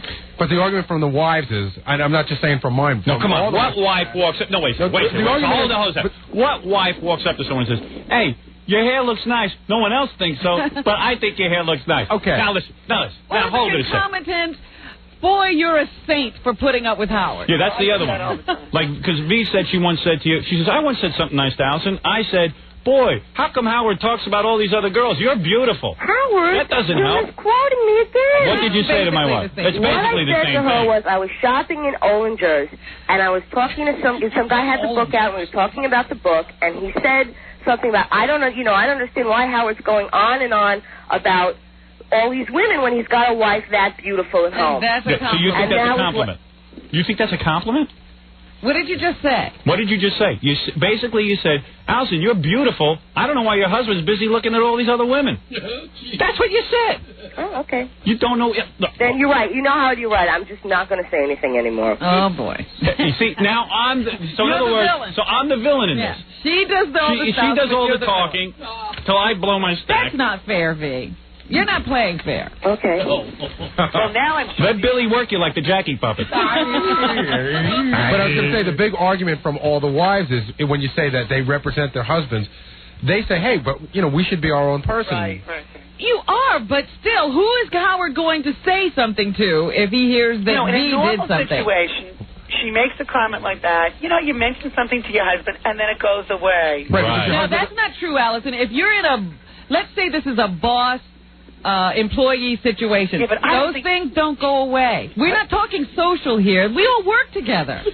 I love you. But I don't think. We're not just buddies around the pool. No, here's the point. Here's the point. We happen to do a radio show, and he's looking for things to do. And I'm looking for things to talk about. This is not the end of the world. V just basically said a weird statement about I put my foot in my mouth. I admit it. This and is twice now. I admitted it right then and there on the spot and said I was sorry. And what it is you guys make my life difficult when I go home because then my wife, starts talking to me. I don't want to talk to my wife when I go home. I want to relax. You don't have anything to say? Yeah. Howard, Billy, there were no other broads out there for you to marry? Yeah. This is No, I happen to like My wife V. is real conscious about, embarrassing me. That's a big issue with her. I hope I never embarrass you. I would never want to say the wrong thing. This is batting 1,000. Gee, what if she didn't want to? Yeah. She didn't have these considerations. V, what would happen if you didn't want to embarrass Billy? But here's my thing. Rule number 1 is don't give my wife topics to talk to me about. That's all I ask of all the wives on the show. Not about people he worked with. Right. Not about people I work with. You see, it's hard enough out there for me and my wife when we deal with... You know what it is, Howard? Yeah. Go ahead, honey. Go ahead. I'm now not able to confide in you anymore. What is that? Oh, you see what you did Allison, here? you're going to ruin the show. Oh, hey. Allison, all we're talking about here is hair color. What? I'm not able to talk to you about things that are important. Oh. She just figured that out after 17 years. Oh, shut up, She just woke up. What? Allison. You're right. I can't be the victim. Now I'm the victim in this. You're the bad guy. Now I'm the bad guy. He was defending you. I know he was defending me. I love you, my sweet. But now no one's going to talk to me. Oh, when did V ever talk to you anyway? I spoke to V. She called me the other day. All right, so call her into the show and tell her who cares. It's a bit. Yeah, I mean, just like you did with Nancy. Right, that worked out fine. Hey, you're my wife. V, you're not going to hold any grudge about this against Allison, are you? No, she'll keep saying silly stuff to you. She don't care. As long as I have a foot in the mouth, I'm sure they'll end up together. Just don't suffocate on that foot. Hey, V. Yes? Now look at the trouble you got me in. Thank you, Howard. And you're playing the victim now, Howard. Only I don't have someone like Robin at my side to back me up on that. No, do you see how it happens for me? This is what happens. Okay, I promise you, I will just less is more. I will live by that adage. Less is be more. friends, but just, listen, who cares? Let Allison do her own hair color. You got it. That's all. Allison didn't comment on your nose ring. Right. Fine. You should hear what everyone's saying about you. I never comment on you. And that's fine. And I Allison never liked it comments that on way, you. Howard. Allison thinks you're lovely. And I think Allison is really nice. She's not that nice. Oh, stop it. But you know what? I've just learned to keep whatever I think to myself, so whatever. Right. That's, of course, you do that with all kind of people. And in an important situation, don't you do that? Even in not an important situation. If you were meeting Hillary Clinton, wouldn't you worry about what you were thinking and saying? No, even if you met... So unfair. The one thing I have to say even if you walked up to the garbage man, you wouldn't say, "Oh, look at you. You got dirty fingernails." We took a survey. We took a survey. Some people think your nails aren't that dirty. You wouldn't do it. Who cares what anyone thinks of anyone? Oh, there's my daughter. See, that's what it's all about. Girl. There's my birthday girl. Oh, happy birthday. Happy birthday, Ashley. Happy birthday. V, Ashley okay with you? You got anything to I've say? never met her. I have nothing to say about her. I'm sure she's perfect just like her daddy. Oh, so now you're saying I'm not perfect, huh? Flying salt. Yeah, she's just like her daddy. She makes in her pants. Hey, Billy, by the way, I just took a survey. A lot of people here on the show think you're short. Okay. All right? So you don't have? No, I don't. Personally, I think he looks fine. I think you're the perfect height. Yeah. But a lot of the guys are saying he's short. All right. Well, I'm glad this is all out in the open house. Thanks. Oh, please. Yeah. Gee, thanks for making We it. never see Billy and V anyway. It's another year. V, you're never going to see her. Well, we were planning to. Now we're not invited. Where? We don't want to go to their house anyway. Oh, stop it. Let's be honest. V, I'll see you when I get home. Gotta go. An invitation. I'll see you when I get home. I'm not coming home today, pal. I've had enough. I brought enough clothes. I'm going to be here for a long time. I got a whole new set of knives. All right, V. No, listen, no big It's deal. not a big deal. All right. Listen. Go ahead. No, it's Poor girl. You know, V, I'm so sorry. Allison, please. I don't. mean, Please. listen, Again, I really am sorry about the way that came out. I really didn't want to hurt your feelings, and I really do like the way it looked. It was a silly kind of a thing. I mean, I wasn't crying to Howard. I told him the comment. I mean, and he blows everything up. So, you know, I hope we can talk again one day. We will. We will. Next time, you know, whenever. All right. All right, very good. Thanks, Hal. Thanks for helping me out. Oh. You see, You know, every time a new wife comes into the mix, we have to straighten this out. now I'm going to go home and get yelled at. I know. Now I'm going to get yelled at. And it's all V's fault. Thanks a lot, V. Now I'm in trouble with my wife. Well, who asked for your help? Honey, I'm your Sir Lancelot. Oh, God. You know if you tell him you have a problem, he's going to solve it. Honey, when problem solved. My hero. I'm like Ross Perot. That's right. He just slayed another dragon for you. Yeah. I'm your Sir Stay-a-Home-a-Lot. I'm Sir Stay-a-Home-a-Lot. Yeah. I love you, my sweet. The night of the kitchen table. Well, tell everyone what I did to you yesterday afternoon. In front of the children? Why, are they listening? Yeah. Oh. No, they're standing right here. Oh, they are? Did I make you feel good? I got to go home, getting everybody ready. Oh, you're not mad at me, I hope. I'm a little, let me, Think about this. It's no big deal. I don't know. You know, it's It's just me and Billy. now you're making things. You know he canceled a whole Super Bowl party for you. Yeah. What do you mean? I was going to have a Super Bowl party on Sunday, and I had him cancel it. Because he wanted to be with you. Because I want to be with you. Oh, Thanks, Robin. that's very nice. You know, I forget the good stuff I do. Be there. Who needs girls massaging me when I got my wife at home? Right. You'd much rather be at home with her. Hey, and I got us out of a theater date with Jackie and Nancy. Oh. So, you can thank me for that. No, I like that stuff. That's not nice. We're going without him, Allison. All right. I will go without him. That's my new thing. Just fix your hair. Jackie. Oh, Jackie. All right, honey. All right. I love you. Thank you. V, big deal, right? Huh? Thanks. Yeah. All right. Okay, come on. There Everybody goes Vic. smile. Everybody's happy. We're all All right, come on. Okay? Big deal. All right. Bye, Not a big Bye, deal, V. really. Bye, V. Bye, hon. V's not talking to us. Oh, like it's my fault. Yeah, now I'm gonna get it. Oh, well, then you want to get divorced. By Friday. What are you going to get it for? I don't know. You didn't do anything. I never do anything. You sat back there and didn't say a word. That's right. You're damn right. I know I'm going to get yelled at when I get home. Hotel rooms and a card game. I'm sick of getting yelled at. What? Hotel rooms and a card game. Yeah, let's just stay in the city. Tell my wife. But you got to stick to that story that you just don't want anybody talking to her out of the way. You know, that you did it all for her. Right. Yeah, like be totally irrational. Yeah. Just like, hey, baby, you don't appreciate what I just done for That's you. right. How dare I was coming to your defense. I don't want people talking to you like that. I want you to have a good time with Right. me. That's right, baby. I'm going to try and control the world for you. I'm an abused hubby. Hey, Billy, why do you got to bring your wife with you everywhere we go? Anyway, why is that?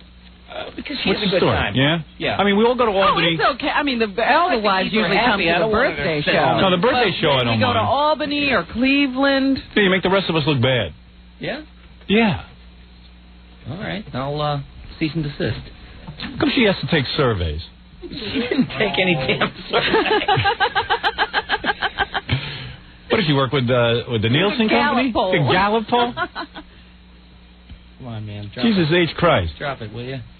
Billy actually really should be in trouble because he didn't do one thing to defend her. Somehow I'm going to get in trouble. Yeah. Somehow you're in trouble. Yeah. At least Jackie fights the good fight for Nancy even when he's wrong. Yes, my dear. Why don't I just bring the laughing stock home? And yeah, right. Get in it. Tie yourself up. Hey, I did you a favor, man. I set your wife straight. You can't have her going around saying stuff like that. Thanks, buddy. Yeah, so suppose this was some major deal and she walked up to the guy's wife and did that. Yeah, imagine it was the creator of Ren and Stimpy wanted you for a new cartoon or something, and she said something about his wife. You wouldn't want that. I did you a favor. I did Jackie a favor. His wife behaves now, too. Yeah. Jackie couldn't do it. Yeah, Jackie's such a pussy, he can't talk back to his wife. Same with you. I see you're totally pussy with. We have healthy dialogue. Yeah? Yeah. Yeah, but you always lose. Yeah, I do. Yes, my dear. Sometimes you got to stand up to your wives, you guys. Hey, nobody knows that better than me. I know there's a time to fold them, and there's a time to open them. You know what they say? Pick your fight. Right. You guys don't know how to handle your women. You don't. Listen to Jackie. Yeah, he's laughing. But meanwhile, he knows it. How to handle it. Yes, Nancy. Yes, Nancy. I'm sorry, Nancy. I'm sorry. I just You're want to right, apologize to my wife. I just want to apologize to my wife. No more tubs of water with Jessica. You're absolutely right. I was wrong, and I'm sorry. I'm so sorry. I was stupid, and I'll never do anything like that again. I sat in the tub with Jessica Hahn. You didn't hear me apologize. I got yelled at for just being in that bathroom. Did you? Yeah. Wow. I never told you that. No kidding.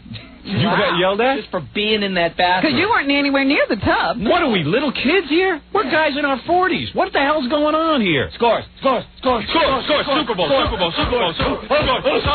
Massage. Thursday we're getting massages. I mean Friday. Thursday too. The hell with it. Today. All right, we'll be back right after these words. We'll be back with the Howard Stern Show. Don't go away. 97.1 The Eagle. 7:43 at the Eagle. This is Brad Baxter. It's 7:49 at 97.1 The Eagle. Call Howard on the Eagle's toll-free line, 1-800-54-STERN. You're listening to the Howard Stern Show. Once again, Howard Stern. No, she's not available. One of the interns just asked me if V. West was available today. Yeah, Billy and her had gotten a divorce. Billy just got yelled at during the commercials. I heard. I went out in the hall and I saw a closed door and they said V had Billy on the phone. He was yelling at him. What did he do? You know, I don't know what he did. What did she yell at you for, Billy? Yeah, it's not his fault. Yeah, what did you get yelled at for? I'm squirming as it is. Is it really? You really? He's nervous about going home and stuff. You got to do what I do. Just go home. Hey, it's your castle, pal. What are you talking about the next 5 minutes? Yeah, right. What? I saw Billy was like, what kind of relationships do you guys have? But, Billy, don't you pay all the bills? Don't you put the roof over her head? Don't you put the food in her mouth? You cannot hold that over their heads, Robin. You have no idea. No, they do. It's a partnership. Yeah, I tell my wife that, and she goes, yeah, but what do I do? I go, well, what? What do you do? Why should you be nervous about going home? Yeah, I mean, there are days you're home. I used to get nervous about going home after I do stuff on the radio. Go home. They get over it. What's she going to do? You know what it's like having that nervous feelings when you used to go to school? You have that nervous feeling. Oh, I got to go home. Or going home to your parents after, like the school has sent home a letter. Teach her a lesson. Don't go home for a week. She'll be looking for you. They found the broken window. Tell her you'll come home when she apologizes to you. I don't know. What are you afraid of? It just gets hairy, Oh, God. You got to be like Robin. Just go in the house and yell at everybody. Kick a cat across the room. No, I would never kick a cat. You'd kick a human before you kick the cat. That's right. I refuse to get into a relationship with my wife where I got to be afraid to see her. When the day that comes, I'm out the door, pal. You understand? I was just telling Jackie about the time we did the painting of penises. Yeah. I was with Warren at the time. You were with your boyfriend. He didn't hear the actual show. Yeah. And a day later, somebody told him about it. Yeah. So he comes home and Go he ahead. says, did I hear this correctly? That you were on the air painting penises? Yeah. I said, I'm not going to discuss that. There you go. Okay, can I have a couple $100? End of the conversation. Did you yell at him for even asking about it? And he's just like every other guy, Robin. No one would ever go back. Isn't he gone now? He didn't live, though. I kicked him out. Way to handle it. You know, John's right. We've never... Why would I discuss that? It's not his business. It's not his business. Why would I discuss it? What are we going to talk about? You're absolutely right. We've never seen that guy since she broke up with him. He could be dead. Yeah, I know. Hey, Howard, we videotaped Billy on the phone. Yeah. For the e-camera. Right. And it was really funny. He was just like, I'm sorry, honey. I'm really sorry. He didn't do anything. What did you do? I think we got a miscommunication going about the Jessica Hahn bathtub incident. Oh man, even that trip. gets you in trouble. Well, too. no, I think in my mind, fresh fight. in my mind, I recall being in that bathroom watching the hijinks that day. Right. And I came home and I said, yeah, I was right there, and I just and I seem to remember her getting mad at me for that, but she doesn't recall that. So. Well, every man driving what's the big deal? Every man driving in his car knows that she probably did, and now she said she didn't, because it's just the way women are. Yeah. Well, but I don't want to come out and say that because maybe I'm wrong. You could be wrong, right? Billy sounds like a guy testifying before Congress. I know. You think he was on his... I recall, but my recollection is fuzzy, Right. and I'm not sure the way I remember Robin, I don't want to be a statistic. I want a marriage that will last for a long time. Well, good luck to you. How long has it been? Yeah. Too long. How long you been married? A couple of years. Is that right? Yeah. We would apologize to him. And it's Why don't you still apologize? as it was right at the very beginning. We don't have that. You want me to write it out for you? No, next you'll be painting this picture that it's such a miserable existence, but it's good. It's Well, give it 20 years. We're only going on what you're giving us. You want 20 years? No, I'd like to have a 20-year Well, marriage. I think you take your advice from me, man. Don't get pussy whipped. You sound like you guys are talking about prison. You want 20 years? Yeah, right. 20 to life? No time off for good behavior. Oh, man. I don't walk in my house nervous. Isn't that your best friend, Billy? Honey, I love you. Come home tonight. Isn't it your best friend, Yes. your wife? She's my partner and my pal. But what is she your best friend? Don't say partner, man. The lawyer hears that. 50% out the window without even talking about it. Did you get a prenup? Got a calendar? You got a prenup, Billy? A prenup? Yeah. No. No? All right. Anyway, You didn't. I got married 20 years ago. I had nothing. It was before prenup. Yeah. If I had known what I know now, Alison would still be signing documents. She'd be signing a document a day. That's right. No, I like a guy who goes, yes, my wife's my partner, yeah. From what I can figure is you're Ren and you're Stempy, right? You do both voices? Yeah. Which voice is she doing? What does she do? That's right. It's like Nancy is Jackie's partner. She's in the basement licking the envelope so Jackie's envelopes go out. The art director. Yes, the art director. Sure that Jackie has to spend a lot of money on production. There you go. Yeah. That's right. When she gets the acting bug, Jackie's got to put up the money. You must be sound asleep. Hey, anyway, let's talk about Jackie for a second because we've got some exciting news. Yes. Our own Jackie tonight at 9 o'clock. See Jackie with Gilbert Gottfried on The Watcher. It's a TV show on the new United Paramount Network, which is Channel 9 here in the tri-state area, the worst channel in the country. This Saturday, January 28th, at the Riviera in Las Vegas, recording for his new CD. For filthy jokes and info, call 516-922-WINE. Remember, 516-922-WINE is not a pay service. So that's big news for Jackie. Suddenly his career has been elevated. All right. And he's calling his new CD. You ready for this? Is this true? Yes. All right. Sergeant Pecker. Oh. Where does he get these names? He's a genius of himself. All right. Very good. Thank you, Howard did. All right. Enough fun of that. Let's talk now about. Listen, we got a very disturbing fax yesterday from somebody who said that he was going to the Super Bowl. And he was saying that when Kathy Lee is singing the Star Spangled Banner, that him and his friends were going to stand up and start screaming my name out, which is Howard. Well, if it's just him and a couple of friends, Right. it wouldn't be so bad, would it? It wouldn't be so bad, but who knows how many friends this guy has. And I think it would be unbelievable, I mean, an outrage, if during the singing of the Star Spangled Banner...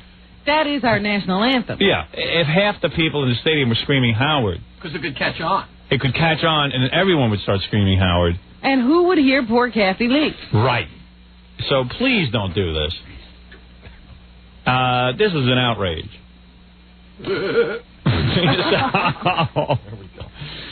Please don't do this. Try not to, anyway. Refrain. If you see people doing this, do not join in. If you see others doing it, And think about poor Al Michaels, our friend who would be in the booth with GIF, as he would have to explain to us the following, Monday. What would GIF say? I mean, that would be such an embarrassment. GIF would almost be speechless. That's my wife.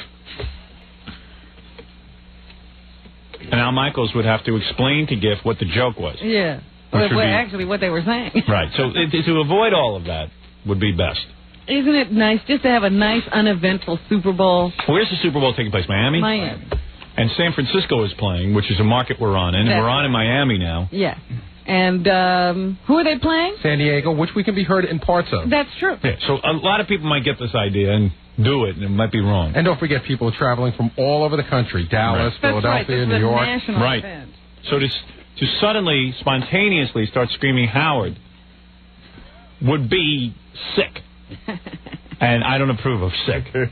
Thank you. That's all I wanted to say, Robin.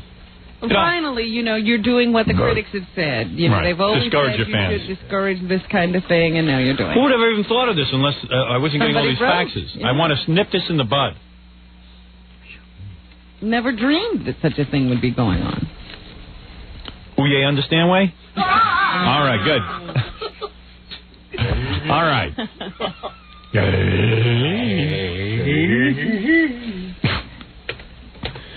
2 hours, Billy. That's when Billy leaves here and has to go home. All right. Countdown. We'll be going there. Make that 2 hours, 2 minutes. Maybe the governor will call. Hear him later. Robin, haven't got one more news story? Yes. We were going to talk about the list of people that are going to be at our Super Bowl party on Friday. All right, yeah. Now let's talk about that. Because people have already been calling. As soon as you throw a party, everybody wants to be at it. Yeah. Who has requested to be? Here's what's happening. We're having a Super Bowl party. It starts out in the morning, Friday morning, on the air. Mm-hmm. Any girls call up to massage us? There's a girl coming in at 8:30. But that's the only one? To audition. And there's another girl coming in. Oh, there's a girl coming in today. Right. There's another girl coming on Thursday to audition. And then, of course, we have, on Friday, we've already booked the Penthouse Pet of the Century. Who's that? Wow. Who is that? Her name's Lori Wagner. What do you mean Penthouse Pet of the Century? Well, they do Pet of the Decade. Now they've already voted for the Pet of the Century, and she won. What's her name?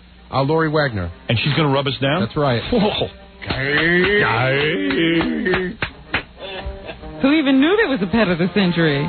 She's going to rub us down. That is correct. What's she going to be wearing? Oh, man. That's up to you. Bikini or lingerie, whatever you want. How about both?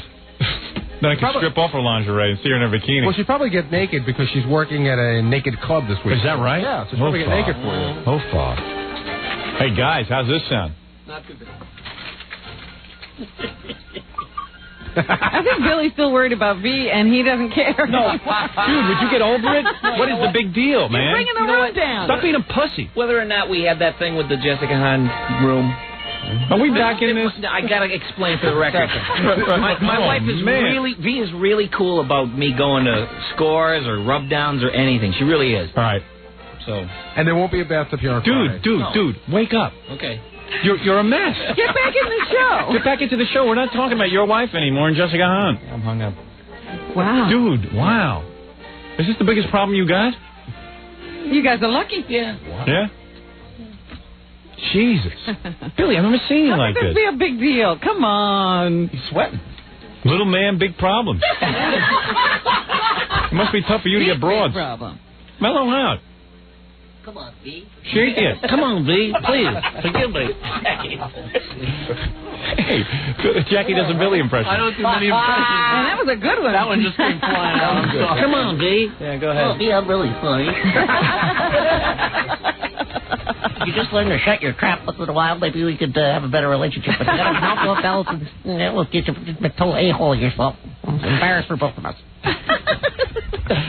I do the worst impression. Come on, V. Man. Is she going to be calling every commercial break? Yeah. She's on hold. No. No, it's not true. I've been there, so I'm not saying anything. You have? Sure. Really? Oh, I didn't know that. Everybody has. Except for Fred, apparently. Your wife has been on the phone when you've come off the air? No. I never had that. But see, she would never do that. I would know. Yeah, hang up on She doesn't have to call. I would know. You know that you were in for it when you get home. Right. I know my wife's mad at me right now. You know what I get in a lot of trouble? They don't have to be on hold for you to know they're on hold. You want to know what I got my ass kicked for? You What? know what I get This is ridiculous. So a big deal. I mean, it's not like we revealed something big. No, this isn't a breach of... This is a stupid little thing. You know what I got in a lot of trouble for once? What? I had just gotten married. I've been married. I got married in July. That September, we went out to L.A. Remember we did the MTV Awards? That whole thing? And remember we were doing the party outside, and the girl came up to you and said, Howard, butt bongo me.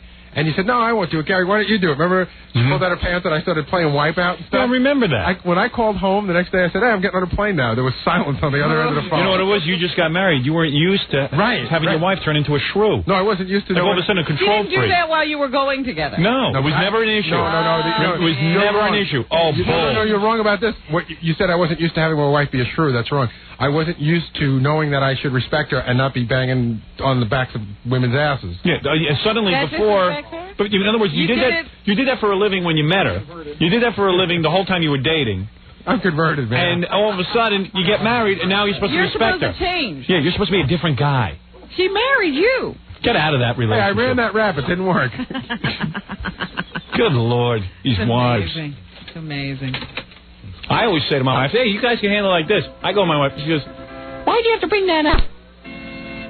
I go, you like your car? What? You like your car? Don't bring this up. I go, no. This is everything, honey. This is what I do for a living. This is what I did for a living when I met you in college. This is what I plan to do for a living for the rest of my life. And this is what I'm going to be doing for a living 20 years from now. You got to start yelling. But you know what? You're not going to believe this. You're not going to believe this either. But I remember the reason why you didn't butt bongo the woman that night is because you were going through just for that couple of weeks with a difficult time with Allison, where she was getting sick of you butt bongoing strange women, and that's why I did it. Sure. What is? I just heard apparently Scott Einziger's girlfriend beeped him during the show. Yeah, I heard that too. Wait a minute. Yelling at him. Yeah. Well, what? Einziger's girlfriend is a real control freak. Fiance.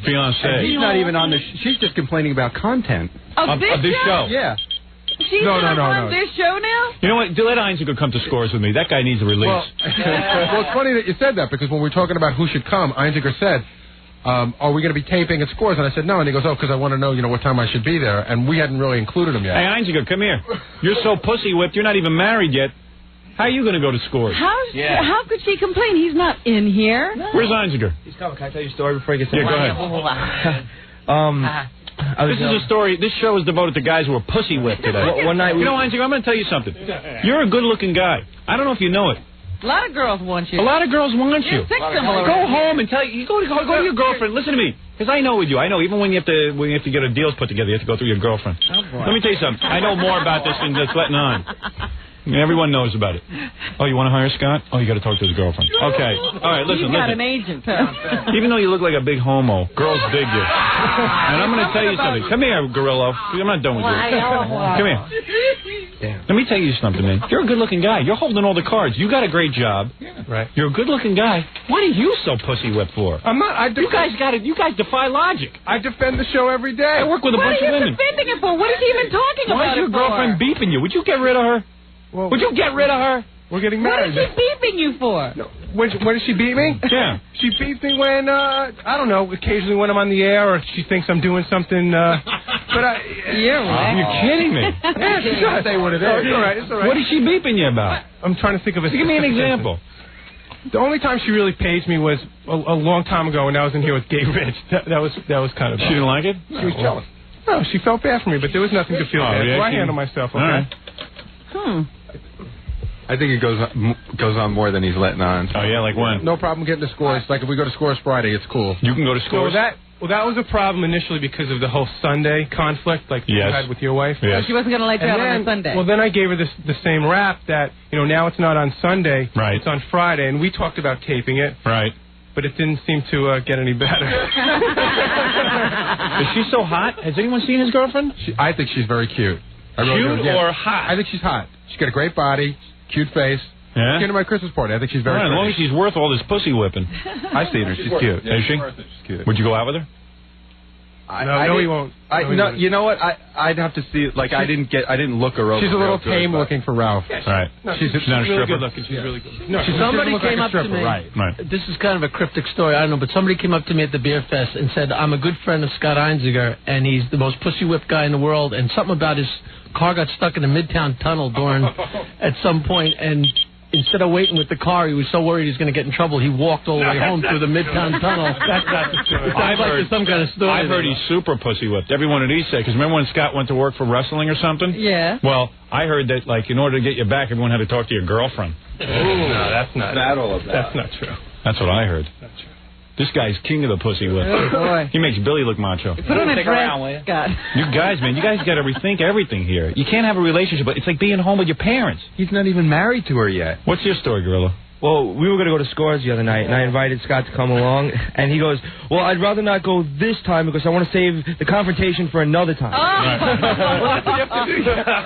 boy. Why don't you put on a dress? Let's make Einziger wear a dress for the whole show. We got some of that lingerie in the back. Put some lingerie on and come back in, Scott, so we can talk to you like the woman you are. You guys, how can you guys get into... Listen, it's bad enough 20 years down the pike when you start getting pussy what's whipped. wrong with this? What? It's that women who aren't married to guys on the radio don't know what their husbands do all day. That's right. You guys have your wives. They shouldn't be allowed to listen. No, but you're absolutely right, because I know guys who go to Scores. You know what I every did night, one time? You want to know something? This scene's in my movie, too. I took every radio in my house, I took it and threw it out a window. You know that? I took 7 radios. They cost me a lot of money. I took them, I smashed them out a window. But that's on your movie. It's in my movie because it happened in my life. Oh, okay. I got crazy. I said to my wife finally, you know what the source of our problems are? I'm going to tell you something. The source of our problems is this invention by Marconi, this radio that you keep listening to during my show. You're an amazing woman. You got children in the house.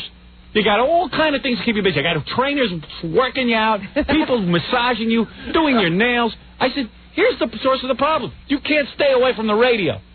I said, listen to Z100. Listen to PLJ. Anything with this. 104 with the rock music. But Howard, how do you listen to news? Let me ask you a question. Listen to a religious show. I pick up the radio, and we're in the bedroom, and I throw it out the window. So she goes, "Are you nuts? Are you a madman?" I go, "No, I'm saving our marriage." Then I run downstairs. She thinks I'm running out of the house. I run downstairs. Then I run back up with another radio, and I throw it out that window. And best exercise I ever had. And 7 times I'm downstairs and back up, and I throw all the radios out the window. That's a great solution, but how do you deal with the worst of the all when it comes to the show? Secondhand information. Your wife goes to the supermarket, then she hears it secondhand. Does your wife care about the marriage? Don't listen. Right. Let me ask you a question. You ever say, like, a whole bunch of really nice stuff about your wife, and you go home and say, did you hear that? No, I wasn't listening. Oh, please. Or their friends call them and give them other information. You know? Scott, you are pussy with it. Or their friends call. No one knows who you are. No one knows who you are, and you're getting beeped. You get beep. You gave your girlfriend a beeper so she can beep you at any time to complain about the show. That's not why I have the beeper on them. Honey, I'll keep it on so you can complain to the show. It's like a Why'd you give her the number? Why you give her a beeper? Why? Yeah, why? Because I've had a pager for a while. I produce your TV show. People I know. have to reach me. Okay. I want to give that number to my wife. She knows where to get you all day. She could call you at the editing. You should change your beeper number. Another one with no one to answer to. Yeah. Oh, his beeper's going off. I thought Look you at people that. were adults. Your beeper's going off? Yeah, but it's not a number. Yeah. Did you put in, like, messages? Look, it's going off. You're dead. You're dead. He spelled out YOURDEAD. You don't sound like adults to me. Right. You can't run your own life. Throw the radio out of the house. So what's your girlfriend listening to the radio for? She shouldn't. No, of course They not. all seem to get a big charge out of trying to control what goes on here. No one, here's a message for all your wives. Right now. From me, Howard. You don't like, you can't tell me what to do through your husbands. I'll fire every one of your husbands before I cave into your pressures. All of you, throw your radios out and don't listen. You're forbidden. We have to get up for this to make a living. Why do they have to get up? Yeah. I say that to my wife. Why do you get up? Would you be up listening to this if you didn't have to be here? No, I would never listen to this show if I didn't have to be here. The show, quite frankly, bores me.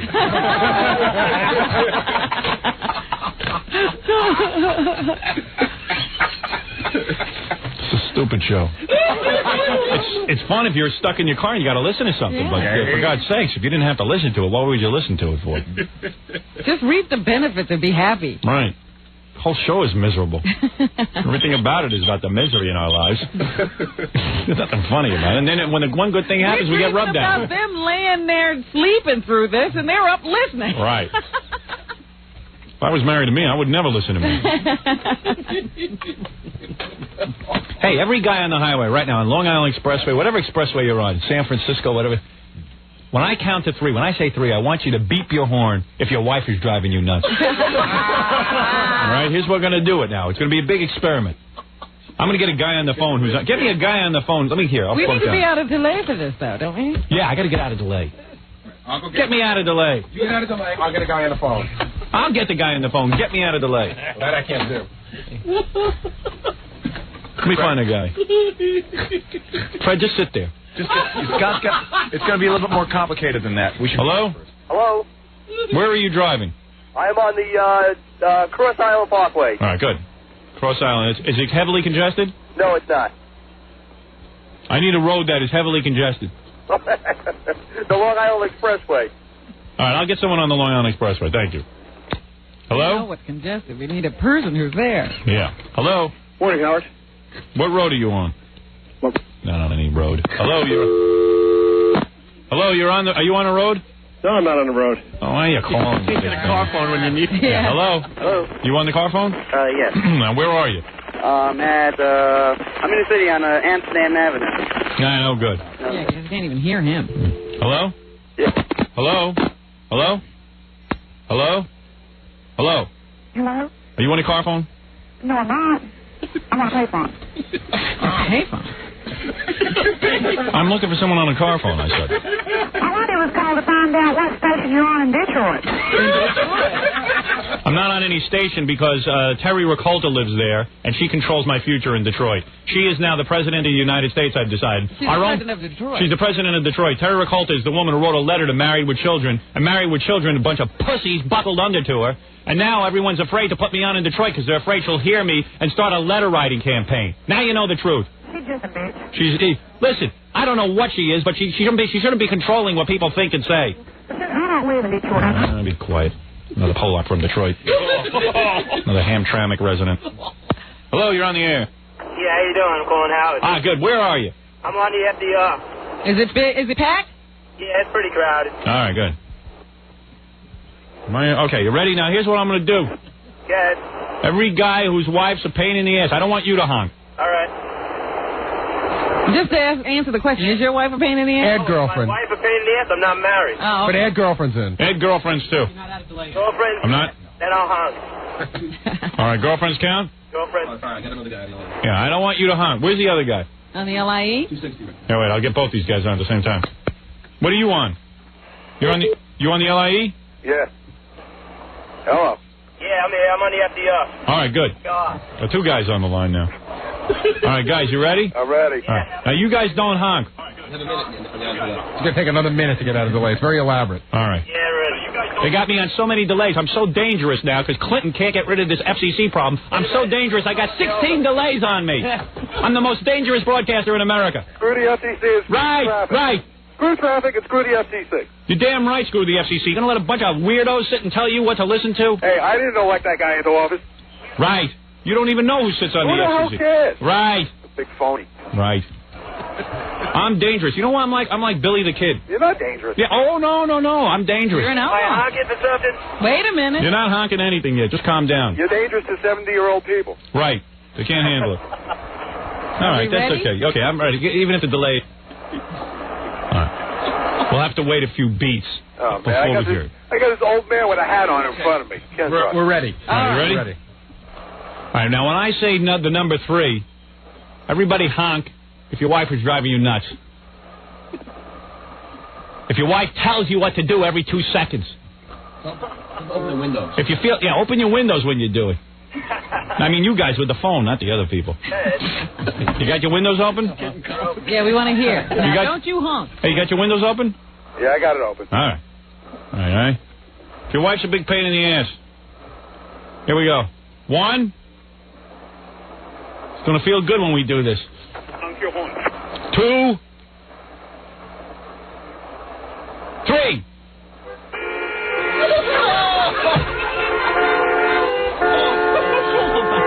Listen to them. Speak out. Hey, Billy, you're not alone. Heinziger, you big pussy. Billy's beeping a horn. He doesn't even have a car. Beep your asses off. Howard. Uh-oh. Scott's beeper's going off. You're in trouble. Howard. What you started? What? I got this old guy in front of me giving me a weird look here. Nah, tell him to shut up. I did. I gave him the finger. That's good. Wait. Oh. Wait, I just ran somebody over. That's all right. Hey, Howard. What, you were angry? Howard, I think my wife's trying to get me. Yeah, she's beeping you. All right, thank you, guys. You're welcome. Thank you. Right. It was all over the country that was heard. Every single commuter's going to get home and his wife's going to say, "Did you beep?" Right. That's it. Honey, not me. No, not me. All right, Jackie, shut up. Oh. Nobody finds you funny. And you write on the papers you're funny. All right, that's all. That's it. Write it down, it's funny. All right. I'm the watcher. All right, well, there it is. I said what I had to say. I want to talk about the OJ right after these words. All of a sudden, OJ's got a defense. Yeah. She didn't listen. We're back with the Howard Stern Show. Here's Howard.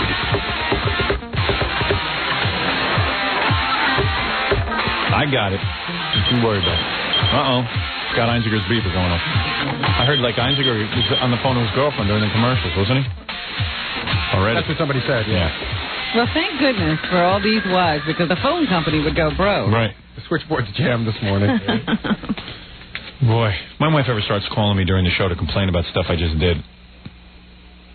I don't know. You know, like off the air. She's never done that, has she? Has she ever called you during a commercial? Even in the early days? No. Don't even suggest it. I mean, please. I wouldn't pick up. I don't know why Einziger picks up. Einziger doesn't even do anything on the show. He documents it. Yeah. So why would he care? It's a dangerous situation. I got to talk about the OJ. So I get home yesterday. I turn on the TV to check out the OJ. Mm-hmm. And there's Captain Japan presiding with his computer. Rance Ito. And he's on there. And I saw one report. Tomorrow, Captain Japan is going to have his parents. No, yesterday they were in the courtroom. Were they? Yesterday they were in the courtroom, and he was upset that they weren't going to get to see the opening argument. You know what I say to that? He was wrangling. Here's what I say to this. Oh! That's right. You know why, Robin? Why? Oh, boy, that reek. Oh, man. Everybody's leaving. You just cleared the studio. Oh, stinks in here, Robin. Ooh. I wonder why. This guy, can you imagine? You see, this is what I mean with these judges now. They're looking to be celebrities. Why would his parents? They don't come to any other case. What? That is an obscenity. Why is the judge's parents, Mr. and Mrs. Rito, what are they doing in there? What is going on at that trial? Him with the computer. Did you see the setup in this courtroom? Forget about whether OJ's guilty or innocent. We all know he's guilty. You don't even buy the new alibi. No. Did you see the setup? They got computers in there. I'm going to tell you what that computer equipment is worth. $500,000. Easily. Did you see what that computer can do in there? Yes, I was reading about it yesterday. They're all hooked up with big video screens. You would think this is a rock concert they're putting on. They got projection TV. They got the court reporters wired in right to Lance Ito's little computer there. They can see evidence on that computer. And it's all tied in so that the cameras at home can pick up evidence. This TV equipment is fancier than the taping of Roseanne. You know that? I was talking to a guy that was involved in the taping of Roseanne. He says, we don't have equipment that good. Yeah.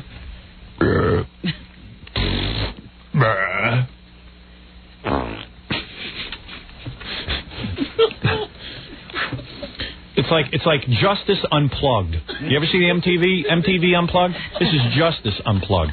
We would like to see some unplugged justice for a change. There's too much electricity. Yeah, the acoustic Judge Ito. Too much. I'm watching this. I'm going out of my mind. And then I'm watching. I turn it on, and lo and behold, they're calling witnesses, and they say, we're going to be calling Tawny Katane, who is, of course, our friend, also the star of Hercules. And I heard the name Steve Leeds mentioned as a witness. No, you didn't. Steve Leeds, the record guy we know. Really? I got to call him. I didn't hear that. I was trying to listen to that jury list. I didn't hear Steve's name. Yeah, Steve Leeds, they said. I mean, I'm sure there's other Steve Leeds in the world, but could it be our Steve Leeds? I thought about it all night. Because I called Gary and go, is Steve Leeds going to be at the O.J. trial? What kind of connection? I don't know. Want to call him? We're really talking about the connection. I have his number. Yeah, why not? Let's find out. It could be, O.J. did videos, maybe. Did you see it, Ralph? Yeah, I was watching it. It was a list of people who were possible people who were going to be witnesses or interviewed or something. Right. We know that. And he was on the list, and Tawny Katane. Oh, that's right. Get out now. Ralph just came in and repeated everything we just said. I know. Get out. You are the most annoying man on the planet. You have nothing to add to my show. He's a backup talker to the show. Right. You said it in reverse order. Right. Brilliant. Puppet head. Empty as a puppet. Billy, work Ralph from the back. There's a list. There's a list. There's a list of people, and Tawny Katane was one, and Steve Leeds was the other. I saw it. Steve Leeds. What the hell is he talking about? There's a list. Dude. Yeah, I saw it. There's a list. Of prospective jurors. Tawny Katane. I better go in. I can help. You think Steve's home? He must be. He's a record guy. I can't believe he's the lead. They don't get in till 10:30 or 11. Those guys. Yeah, that's a record guy. And then his wife might answer. What's her name? Mrs. Leeds? The lovely Wendy. Wendy. Nicole. Good morning. Hey, Steve. It's Howard. Steve. Good morning. It's Howard. You're on the air. Well, good morning. How are you? Were you listening? I was actually in the next room. It's on in the bathroom. That's usually where I do most of my listening. Well, they do say it's toilet humor. Okay. Hey, Steve. Now, maybe I had crap in my ears, but I turned on the TV for the Judge Ito show yesterday, and I heard your name mentioned. Yeah, I got a couple of people called me about that. Is that you? Oh, well, I guess I have to tell the truth, huh? Yeah. No. Oh. I knew it wasn't. Damn. I got more phone calls yesterday from that than I did when I'm on your show. Oh, so it's not our Steve Leeds. No, I'm sorry. I didn't figure it's another Steve Leeds. All right, so Steve, we'll call you again in another 5 years. Gee, okay. All right. What's the hot group now you're pushing? Cranberries. Yeah? The Cranberries and Melissa Etheridge. She did a pretty good version of Janis Joplin's song on MTV the other day. She's a good singer. They ought to release that. It was at the Rock and Roll Hall of Fame. Yeah. She did Piece of My Heart. Piece of My Heart, yeah. Yeah, she may be doing that when she tapes Unplugged. You should book her on the show, man. I want to talk to her about stealing what's-his-name's wife. Diamond Phillips. We've been talking about it. Yeah. And she's also a good friend of Brad Pitt. I wonder how you make that happen. She said that she'd sleep with him even though he's a guy. I know, but how do you get to be his friend? Why, you want to be his friend? Yeah. What is it, Papa? She passed one of her windows of opportunity already to be on the show. Oh, really? So Steve's still working on it. He wants it to happen. It'll be good. We had her once before she admitted to being a lesbian. Yeah, that sucked. Actually, we have a new single coming out, and there may be an opportunity where we can do this again. Yeah, we want to ask her about some stuff. She's well aware of that. She listens. All right, Steve. All right, have a good day. I'll see you later. Okay. Thanks. Bye. Cranberries are pretty good. I haven't heard of them. I have to go check that out. It's a dumb name, but it's pretty good. That album is great. It is. It's real good. Zombie! That's one of those albums I could see Yoko taking credit for. Right. You know, because of all the yelling. Except it's good music, and just because some guy yells on it, Yoko Yeah, I've thinks it's yelled in my life. Right. Well, Yoko takes credit for that. Influenced people? Well, Yoko said she created the B-52s. Yeah. Well, she can have credit for them. Especially that guy with the crew cutting that weird little pompadour in the front. Fred Schneider. Fred Schneider. Oh. He's the guy who dances with his hands above his head. Way above. Yeah. I got me a Chrysler. It does about 40. So come on. Is that singing? That's not singing. Put up your jukebox money. As big as a whale. What's the story on that guy? As big as a whale, and it's about to set sail.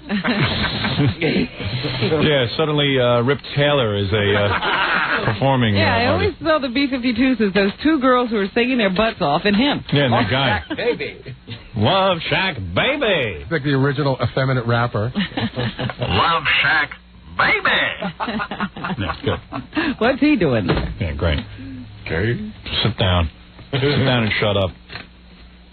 His father must have knocked him around good. Yeah, he had to be yelled at a couple of times. Let me tie up my blouse and boogie. Love Shack Baby. So, anyway, we're having the Super Bowl party on Friday. Who are the guys who want to come? Fafa. I can't believe Steve Leeds wasn't the Steve Leeds. Holy. I didn't figure it could be. Yeah, Steve sold him the knife. What did they say about Tawny Katane? I was trying to remember because they said something weird about her when they mentioned her name. I don't remember, but I know that, they showed a cool picture of her on the news. She was bent over in a bikini and big breasts were... Yeah, they're trying to find the most sexy pictures of her that they can. I know in all the video shows, the tabloid shows, whenever they talk about her, they get some of those videos of her sliding around on a car. Yeah, rolling around on a Jaguar, half naked. When they talk about her and OJ. And it's great because every guy watching it goes, he had that, and he had to go kill the other one? What the hell for? Who cares? It was pretty funny because yesterday I was... You got 20 rubber holes. What are you worried about one of them for? I was looking at the transcript of OJ on our show. Yeah. Have you ever looked back at that to see what it was all about? We have a transcript? No, we don't have a transcript. We have a tape. Oh, yeah? Has that been subpoenaed? OJ, you questioned OJ in depth about losing Nicole. Want to play it back? It was great because you're sitting there saying, man, I can't believe you couldn't satisfy your wife. He could have killed me. It's really incredible because you're When did you hear it? I just happened to look at it yesterday. Really? Yeah. And what do you mean you looked at it? I have a transcript of it. Oh, you do? Yeah. And I just happened to pick it up to see what was said to OJ. What did I say to him? You just started asking him about the breakup of his marriage. Yeah. And you said, gee, man, I can't imagine a woman leaving you. Mm-hmm. And he's like, well, it happens. And you say, you couldn't satisfy her? And when you think about OJ now, you're like, well, what, are you crazy asking him? And what did he say when I said you can't satisfy him? He's like, no, man, it was never, nobody ever left me for that. Oh, it's because I beat him.